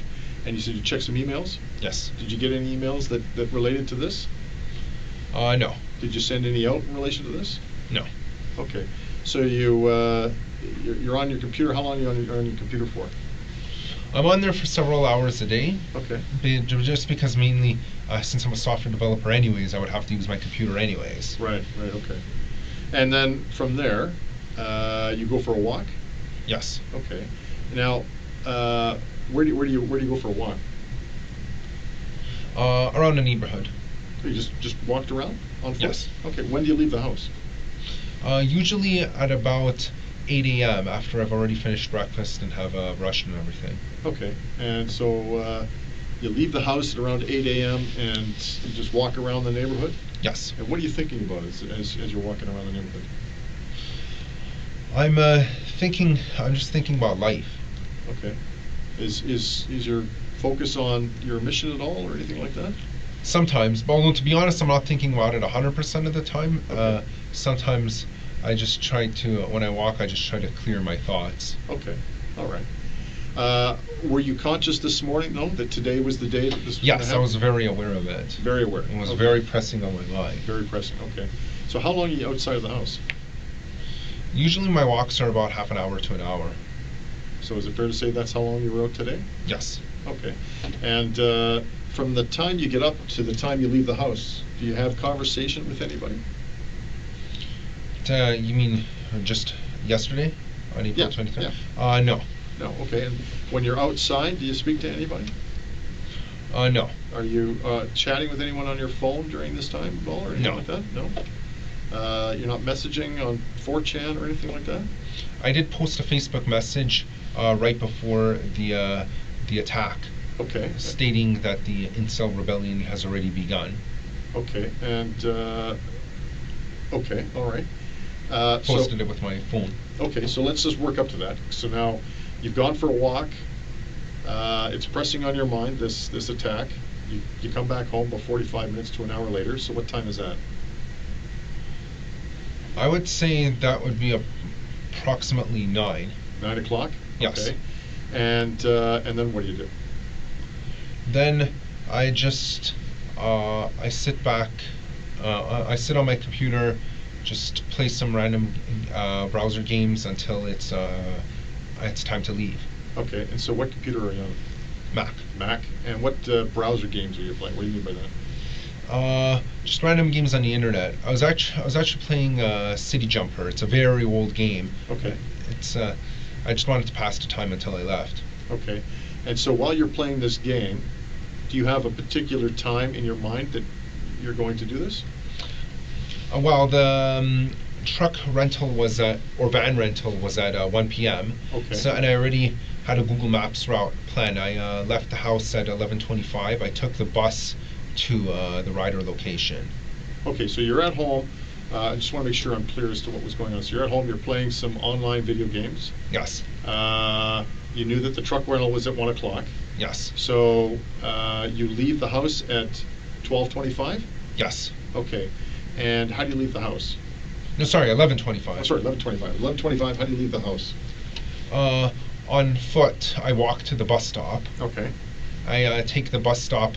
I take the bus very close to the rider location. Okay. And then I walk from where I got off the stop to that rental location, and then from there I picked up the van. Okay, so when what bus stop did you catch the bus at? I went on 85C westbound at my house, and then I transferred to another bus, which unfortunately I don't remember the number because I've only used that. That other route is not one of the main routes, so I don't remember the number. Okay, so but where's the bus stop that you would have attended in order to board the bus? The first bus was Bayview and 16th. Did you walk to Bayview and 16th? Yes, because it's only about 5 minutes from my house. Okay, and so there's a bus stop there at Bayview and 16th? Yes. And I'm assuming we're talking about a York Regional Transit bus? Yes. And what was the name of the bus? The number of the bus? 85C. 85C. And which direction is that bus going? West. It's going west. On 16th? No. Yes, 16th? Yes. Okay, it's going west on 16th. So you catch that bus? Yes. And how do you pay to get on the bus? Bus ticket. A bus ticket, okay. And what time do you get on the bus?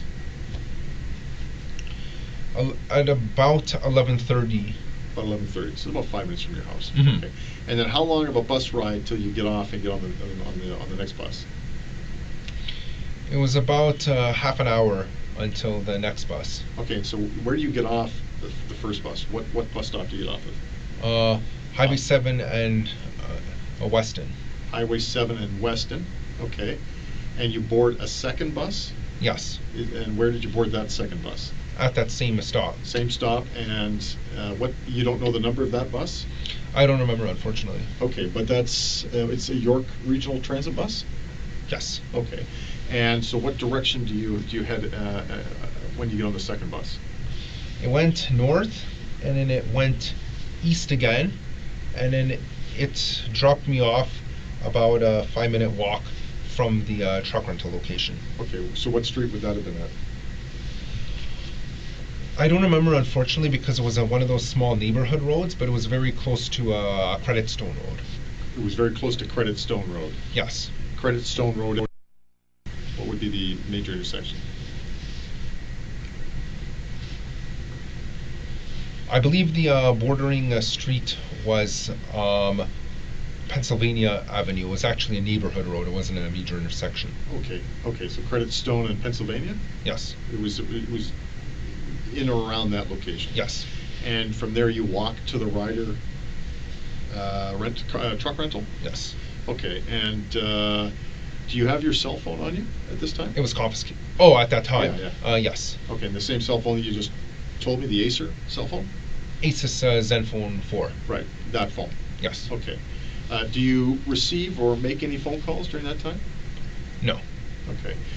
What about, okay, we'll ask you that later. So you walk to the rental store or the truck rental store. What time do you arrive at the truck rental store?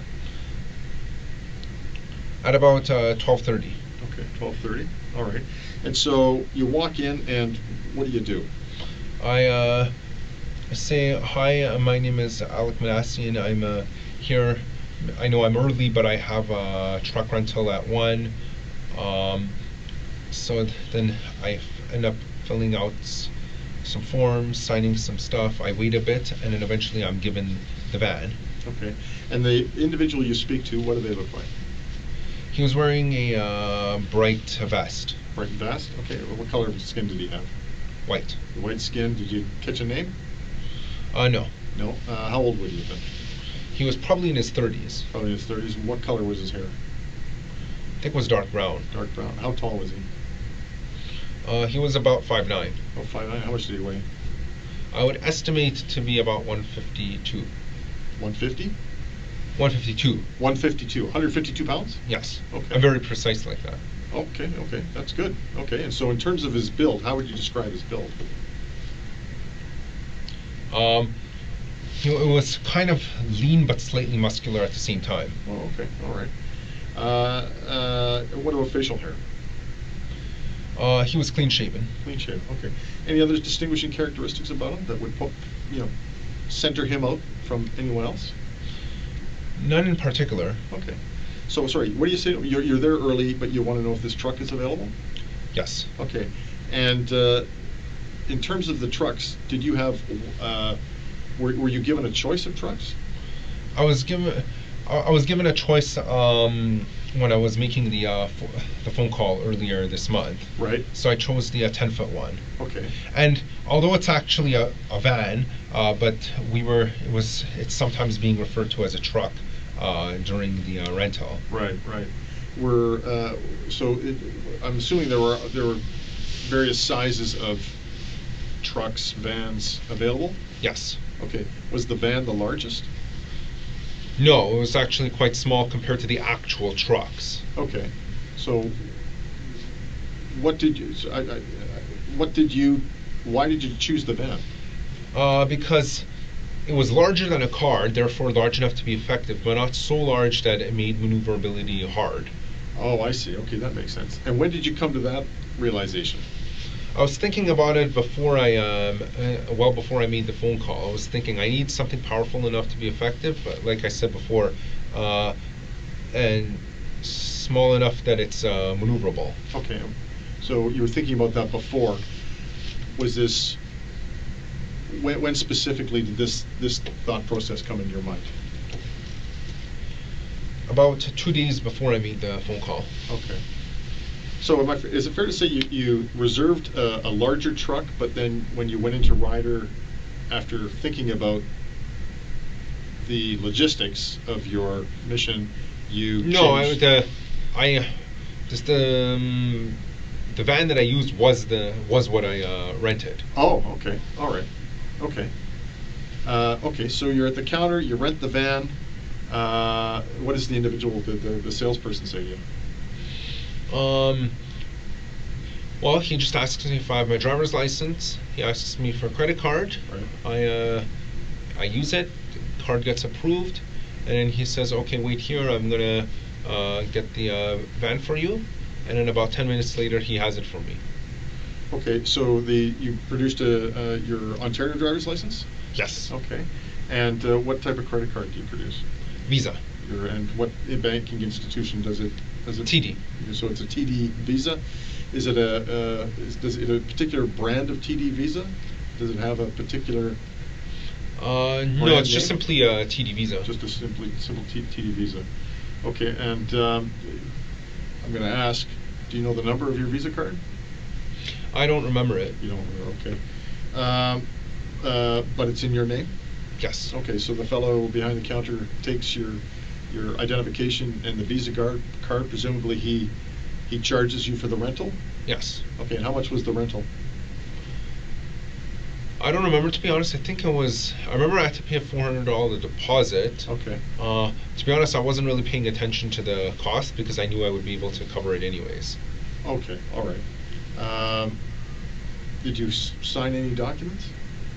I signed on a tablet. Okay, all right, all right. Were you given any type of receipt? Yes, in fact, I put it inside a folder, Mhm. which was in the van, which I'm assuming has probably been confiscated, as the van was probably searched. Right, right. And so where was the receipt in the van? Inside some folder. Oh, I'm sorry. Okay, where It was next to the steering wheel near the coffee cup holders. Okay, all right. Same place where my phone and wallet were. Okay, all right. So you've now paid for the van. You've signed for it. You've been given a paper receipt. And then what happens? Then as I said before, he tells me to wait Okay. as he's getting the van, and so I wait about 10 minutes. Okay. And then he brings the van, and then I go into it, and then I take it downtown to Toronto, and I start using it. Okay, so when you're presumably the van gets pulled up in front of the entrance, is that? Yeah, he pulled it up next to the building, and Okay. he made it ready to be able to easily exit out. Okay, and so do you do an inspection of the van to make sure that there's no damage you're going to? No, I didn't bother because the van didn't appear to be damaged or anything like that. Okay. So he gives you the keys? Yes. Okay. And what do you do at that point? I drive off. Okay. And what route do you take? I drove down Cornerstone, Mm-hmm. sorry, Credit Stone, until I reached, I believe, Highway 7. Okay. Then I went east on Highway 7, and then I took the ramp to Yonge, and then I went south on Yonge until I reached the attack location near Finch. Okay. So what direction are you traveling on Credit Stone? South. South, and then you go west on. No, east. Sorry, east on Highway 7. On Highway 7. And then I take that ramp to Yonge. Okay. And then on Yonge I continue south. Okay. So when do you leave Ryder? I wasn't looking at the time when I left, but I know I received the van before 1 p.m. although the booking was actually scheduled for 1. Okay. All right. And how long does it take you to get from Ryder to Yonge Street? I went to Yonge, to the beginning of Yonge. To the beginning of the attack. Oh, to the near Yonge and Finch. Yeah. I would estimate about 20 to 30 minutes. 20 to 30 minutes. Now, what are you thinking while you're in the van? I'm thinking that this is it. This is the day of retribution. Okay. And anything else in your mind? Just that. That's Okay. that's the only thing that's in my mind. It's just burning in my mind. Burning in your mind. Yeah. Okay. And so let me ask you this, because this is really interesting. Why do you choose Yonge and Finch?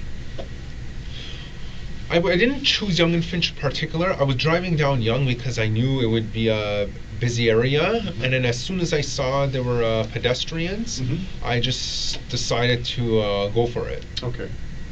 And so, where specifically were you, in terms of your specific location? Where were you when you just decided to go for it? I was at some traffic lights. Okay, where?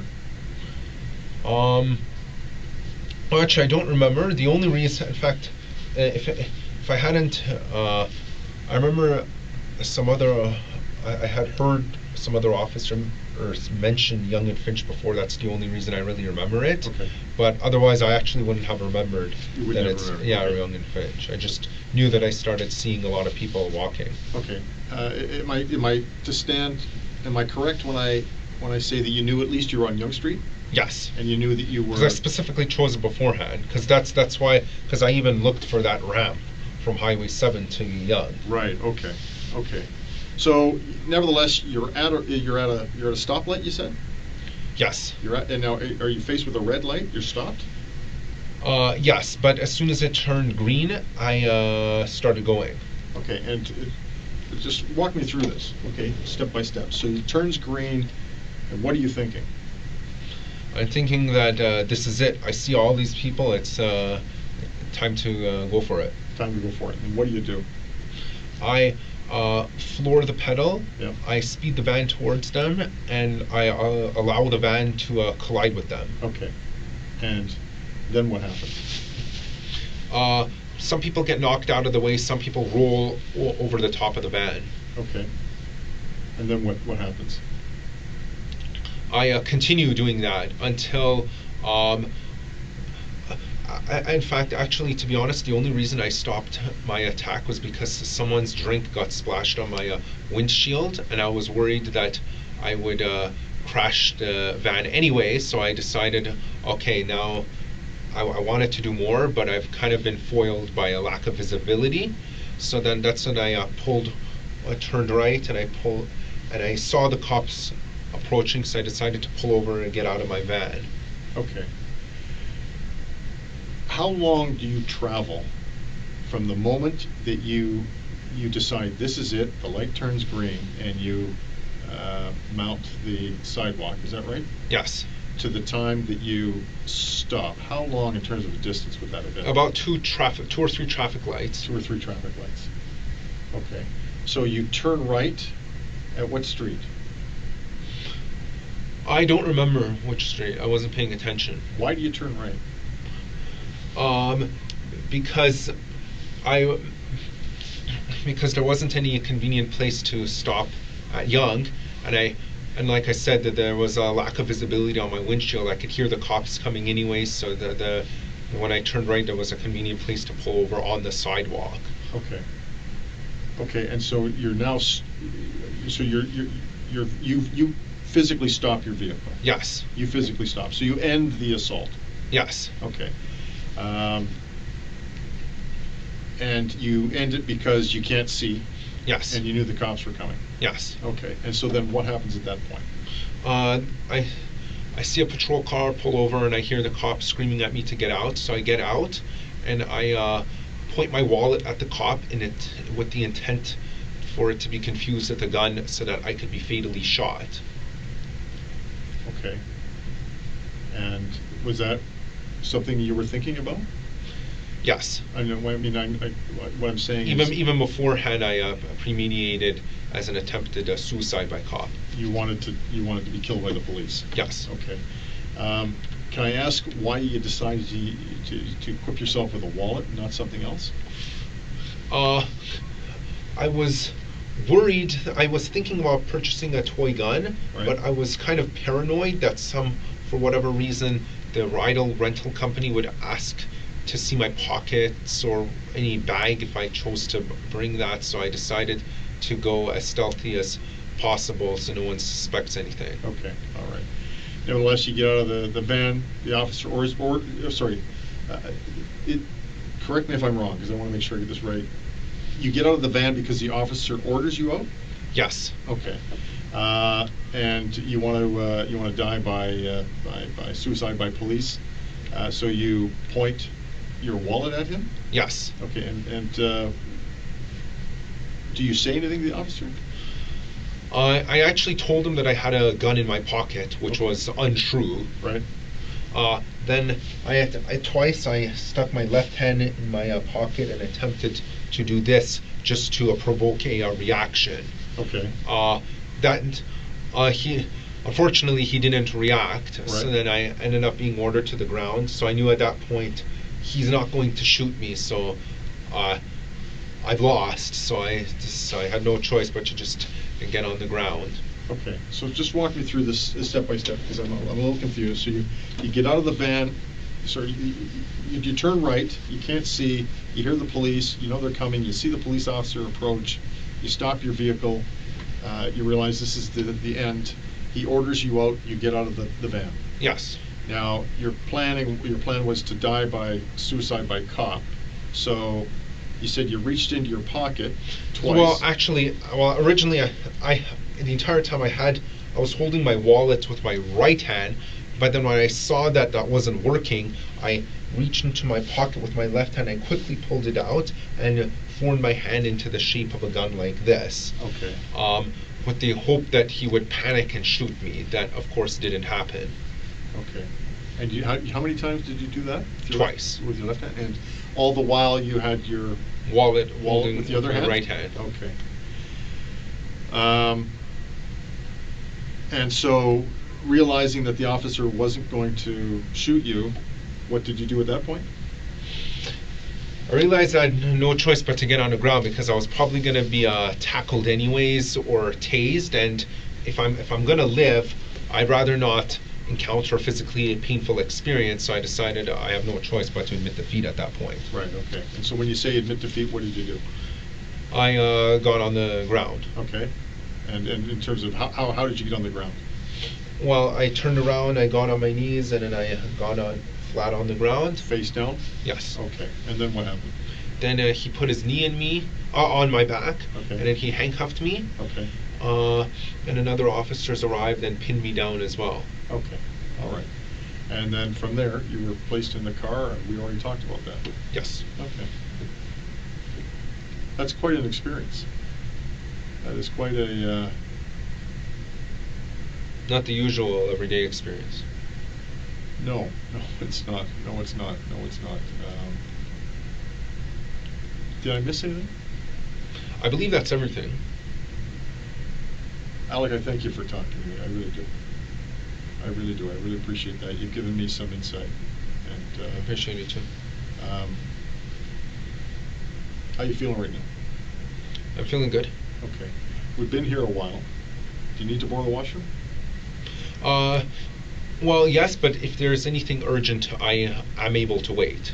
Okay. Can I ask you to sit tight for 2 seconds? Okay. I want to get another bottle of water for me because I'm really thirsty. What I'll do is I'm going to step out, and then I'll come back. And if there's any other questions I have, I will speak to you about that. Okay. Okay. I'm just going to sign this here with my name.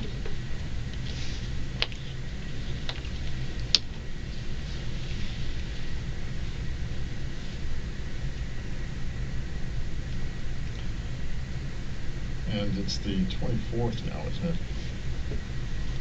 Okay.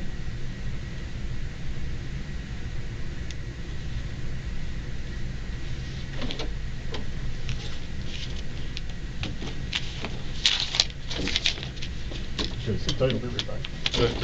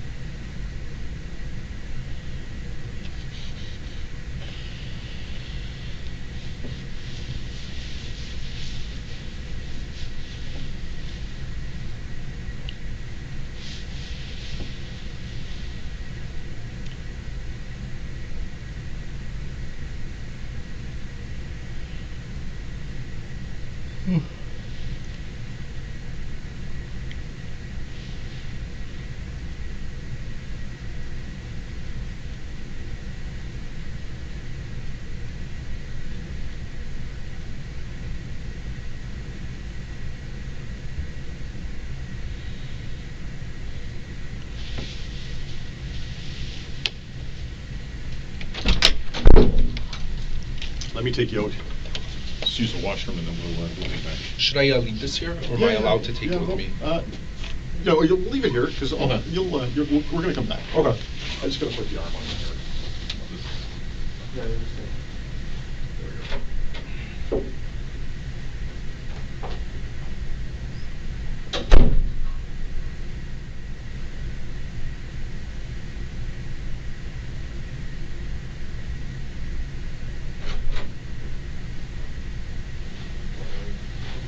Give me a couple of seconds and then put a seat there. Right back. Do you want anything to eat? I'm good. Thanks. Yeah. Sure. Okay. I'll be right back.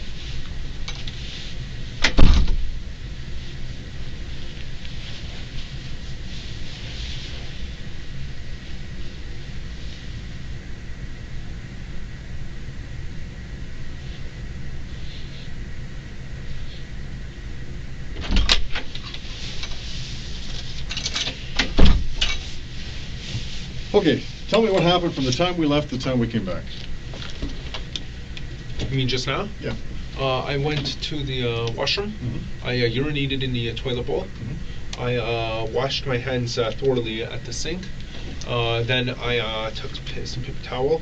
I used that to close the tap. Mm-hmm. Threw that paper towel in the garbage, and I took 2 more pieces of paper towel and used that to open a knob. While holding the door with my foot, I put the paper towel in the garbage. And then we walked back. Yes. Did I we wanted have- to ensure that there would be no germs on my head. Perfect. Did we have any conversation while we were outside? No. No. I think I pointed out where the bathroom was. I said it Yes. sits here on the right. And then you went in and did you speak to anybody else? No. Anybody speak to you? No. Okay. I was thinking, you mentioned you went to Quebec. Yes. Why did you go to Quebec? I went to Montreal. Oh, the mountain. No, okay. Yeah, for summer hiking. Oh, okay. All right. When did you go specific? I've gone a few times in the past. Okay. And why Mount Tremblant? Because I'd heard it's a good place for hiking in the summer. Is that something you like to do as a hobby? Yes. Do you like to hike? Yeah. Okay. Who did you go with? I don't wish to specify. Okay. How long were you there?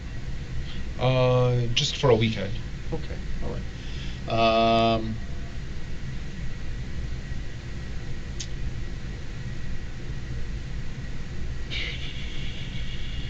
You were in Buffalo.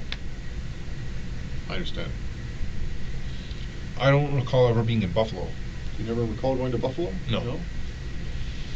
My understanding is you traveled to Buffalo, and you traveled to another U.S. state. I have been to Chicago and Boston, San Francisco, and LA. Okay. All right. Okay. When did you go down there? San Francisco and LA were Christmas of 2003 and 2013. Mhm. Chicago was winter of, Christmas time of 2007. Mm-hmm. Boston was May of 2012. Okay. What was the reason to go? What was the reason for going to the U.S.? Just vacation. Okay. Did you go with the family? Yes. Okay. Can I ask what religion you are? I'm not of any particular religion. You don't follow any denomination? I'm atheist. You're atheist. Oh, I Yes. see. Okay. Can I ask what religion you were raised? I wasn't raised with any religion. Oh, okay. Fair to say your parents aren't religious? Yes. Okay. Okay. So you don't have any religious ideology or No. particular religious faith or following of any kind? Correct. Okay. Did you go to your prom? No, I didn't. You didn't go to your high school prom? No. Okay. Have you ever had a girlfriend? No. Okay. Can I ask you something? It's personal, but I understand. given what you've told me, I believe it's relevant. Have you ever had an intimate relationship with a woman? Unfortunately, I haven't. Okay. Is that something you would want to do? Yes. Okay. All right. Can you tell me why it is that you haven't had an intimate relationship with a woman? I feel it's because I'm too nice. Okay, all right. Have you made attempts, or I should say, have you made attempts to have an intimate relationship with a woman? Yes, I did ask a girl out once, but she rejected me. Oh, okay. And when was that? That was in 2012. 2012. So it was before the October Halloween of 2013? Yes. Okay.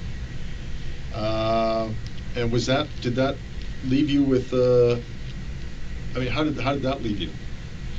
I felt crushed at that point. Okay. I'm talking about the 2012 incident with the girl. Yes. Oh, okay. All right. Alek, remember when we talked about telling the truth? And, yes. And I asked you that, if you were going to tell me your side of the story, which you did, and I appreciate that. Has everything you told me been the truth? Yes. Okay, because I'm going to be honest with you. There's one aspect of your story that doesn't corroborate with the information we have. Okay, there's one piece to your story that is inconsistent with what we know. Would you care to guess what piece that is? I can't think of the inconsistency. How you specifically got to the Ryder truck rental. If I was to suggest to you that we received information that somebody dropped you off there, would I be right? I don't wish to answer that. Okay. The reason why I say that is because it's, what you've told me, I believe you. Okay? But, I asked you to tell me I asked you at the beginning to tell me the truth. That if you were going to talk to me, all I wanted was to be from the heart, which it was, and to be the truth. Which I believe the majority of okay? So what I'd like to do is at this particular juncture, if there's a portion, I'm not asking you to reveal anybody or names, okay? But if there's a portion of your statement that is not true, okay, I'd like to know. Because it's important. It's about the truth.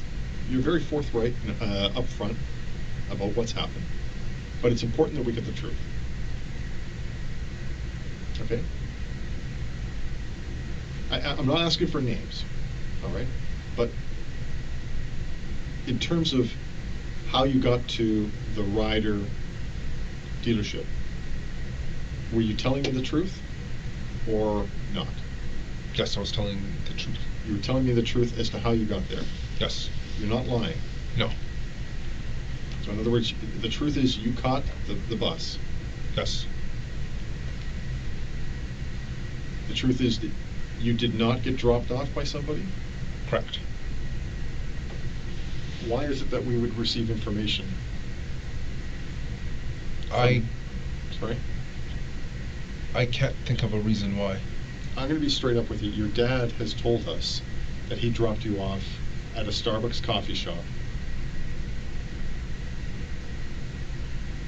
earlier today, or earlier yesterday. Yes, that is what happened. Okay. So why wouldn't you tell me that? Because I was worried that you would think he was an accomplice. Okay. He was not aware of this. Okay. And I believe you. I believe you when you say that. Okay. I want you to know your dad's not in trouble. Okay. And we're not looking at your dad as being an accomplice. Okay. You have my word on that. Okay. But what's important, Alex, is that I get the truth. Okay. We don't believe that your dad is an accomplice. Okay, I'm not going to lie to you. Okay, your family is not in any kind of trouble. Okay, but I need the truth. Okay, so let's go back.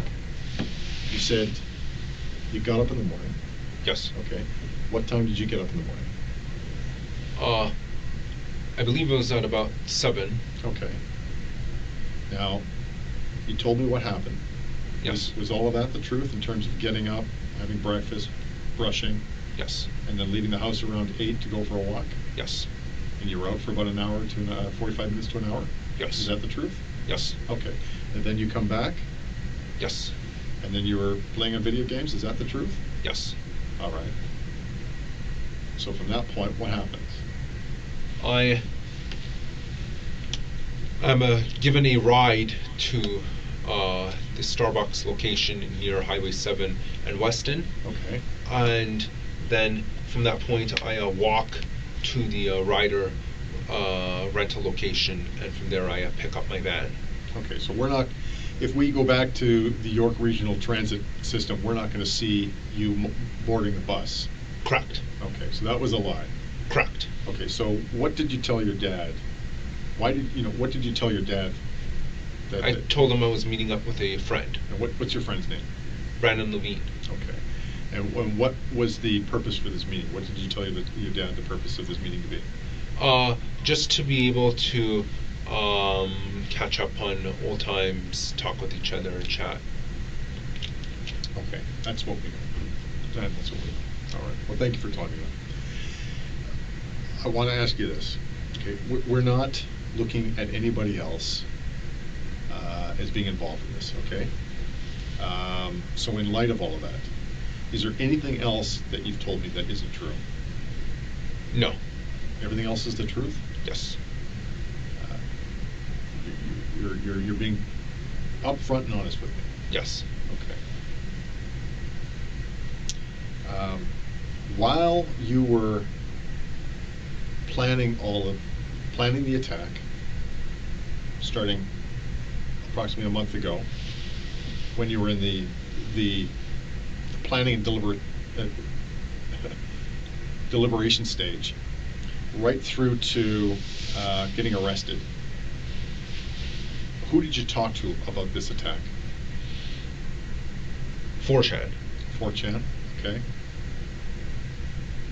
So what do you mean by that? Meaning, I posted 2 days before the attack that I hinted that there would be another beta uprising, and then when there were replies, some of the people, based on the replies, I could tell that they kind of knew what was going to happen. Okay. Did you have any conversation with anybody else? Not in real life. What does that mean? I mean, not in person. Okay. How did you, over what medium did you communicate? Just 4chan. So what do you mean by not in real life or not in person? Who were you speaking Well, real life means you're not using the computer. Right. So I did not inform anyone in person of these plans. Okay. Outside of 4chan and leaving threads or messages on threads, who else did you talk to? Using social media or I'm speaking specifically to individuals. Who specifically did you tell? No one. No one. You mentioned you were playing City Jumper. No, City Jumper. But before that, you were playing Call of Duty, and you've played Halo, and you've played GTA. Yeah, Grand Theft Auto. How did you play these games? I mean, I know you played them with an Xbox 360. With an Xbox 360. And where's that Xbox 360? I actually no longer have one. I used to have one. Okay. When did you get rid of it? Well, a few months ago the disc tray got jammed. Okay. So that's why we had to get rid of it. Okay, so how did you get rid of it? We just threw it out. Threw it in the garbage? Yes. Okay. So did you ever use the online Xbox Live? Xbox Live? Yes. Okay. And what was your username on Xbox? My gamer tag was Xbox Light Side. Xbox Light Side? Yes. All one word? Yes. Any capitals? The first letter. First letter. And in your conversations with other people online, while playing Xbox, or while using Xbox. Who did you discuss or talk to about conducting this mission? I didn't discuss it with anyone over Xbox Live. Okay. Who did you discuss specifically with about this mission, using any other type of communication? Other than 4chan? Yeah. No one. No one. So it's fair to say no one knew that you were planning to do this attack? Correct. Okay. I want to talk to you, and this is very important, I want to talk to you about this Edmonton attack that's going to take place later this year. You said it was in what month? November 15, November 2018. 2018. What more information can you tell me about this impending attack? The only information I have is that someone hinted in the as a reply. He simply said that this has. Yeah, I think I know what you mean, bro. This has kind of inspired me. I am planning something similar, November 15 this year. Okay. How do you know it was going to be A reply. It was a public post. It was a public post. How do you know it was going to take place in Edmonton? Because he said Edmonton Because he said Edmonton. in the post. So if I was to go on to 4chan, would I be able to see this post? Due to the high volume, the high frequency of posts on 4chan, all the threads get pushed out very quickly. However, it is possible that they get archived on some other website. Okay, and what thread was this under? It doesn't have a name because I left that field blank. Okay, so but what subfolder is it in? Is it like, There's no subfolders on 4chan. So, I thought you said that there was right, radical, or Oh, it fell under the category of alt-right. alt-right. Oh, it's in the alt-right category. Yes. Okay, so that's where, if it was to be found, that's where it would be. Yes. Okay. What other impending attacks do you know of? That's the only one I know of. That's the only one? Yes. Okay. Have you had any other discussion with this fellow who's planning this attack in Edmonton? No. No? Who is he? I don't know. It said anonymous. That's the whole point of 4chan. Right, okay. All right. Is there anything else that you can tell me that might help me better understand what's happened here today? There isn't anything else I can offer, to be honest. Okay. Can I ask you to sit tight for a couple seconds? Sure. Thanks, mate.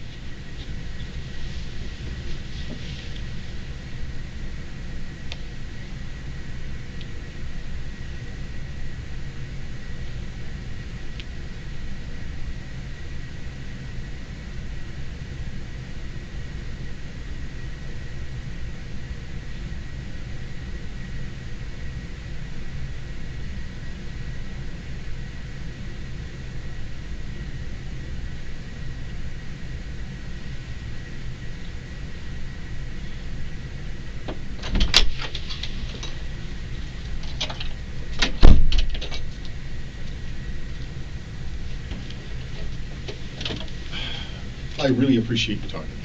I'm going to be straight up with you. I find you fascinating. I really do. I've never met somebody like you before. And this has been quite an experience for me, as much as I think it has been for you. Can I ask you something? How were you treated here today? Very well, actually. Very well, okay. And I'm talking about overall, with, from the moment you were arrested right up to now. Yeah, I was treated well. Treated well, okay. In terms of the way I treated you here today. I feel you treated me well as well. Well as well, okay.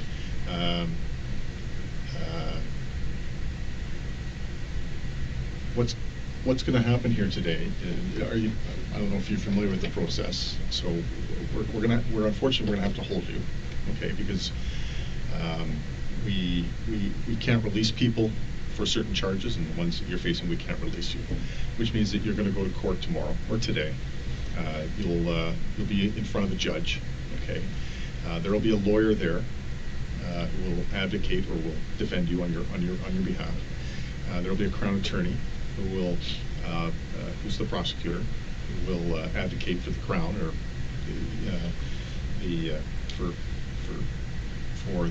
for the Crown, and they will argue in terms of your bail, your release. Okay. Following that, court dates will be set in the future. You will eventually get a lawyer, make application to apply for a lawyer. They will receive, your lawyer will receive disclosure from us. They'll get a copy of this video. And then with meetings with the lawyer, you can discuss what it is you want to do, okay? I'm going to ask you this, because it's important. 10 people died here today. 15 people were seriously injured. I think it's important to ask how you feel about that. I feel like I accomplished my mission. You feel like you accomplished your mission? Yes. Okay. If the families of those people who were murdered and who were injured were in this room right now, what would you say to them? I honestly don't know what I would say.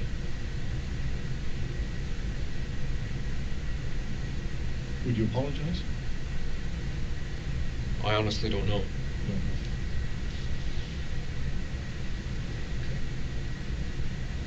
Can we shake your hand?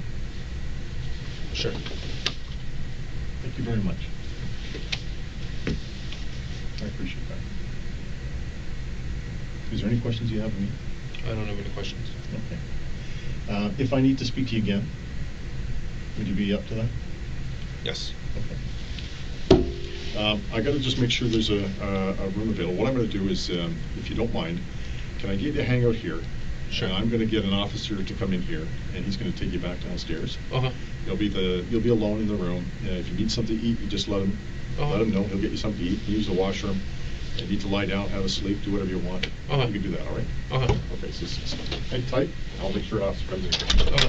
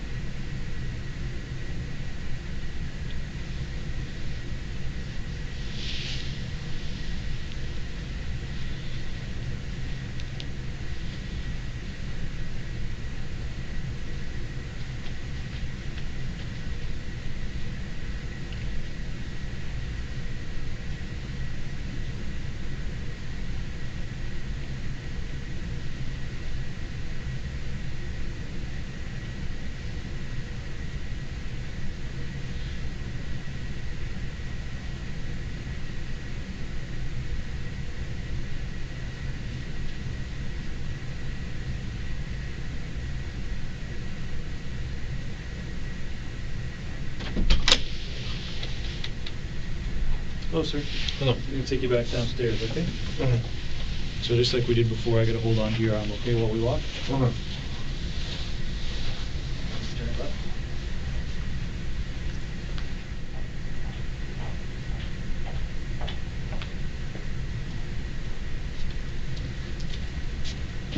Okay, the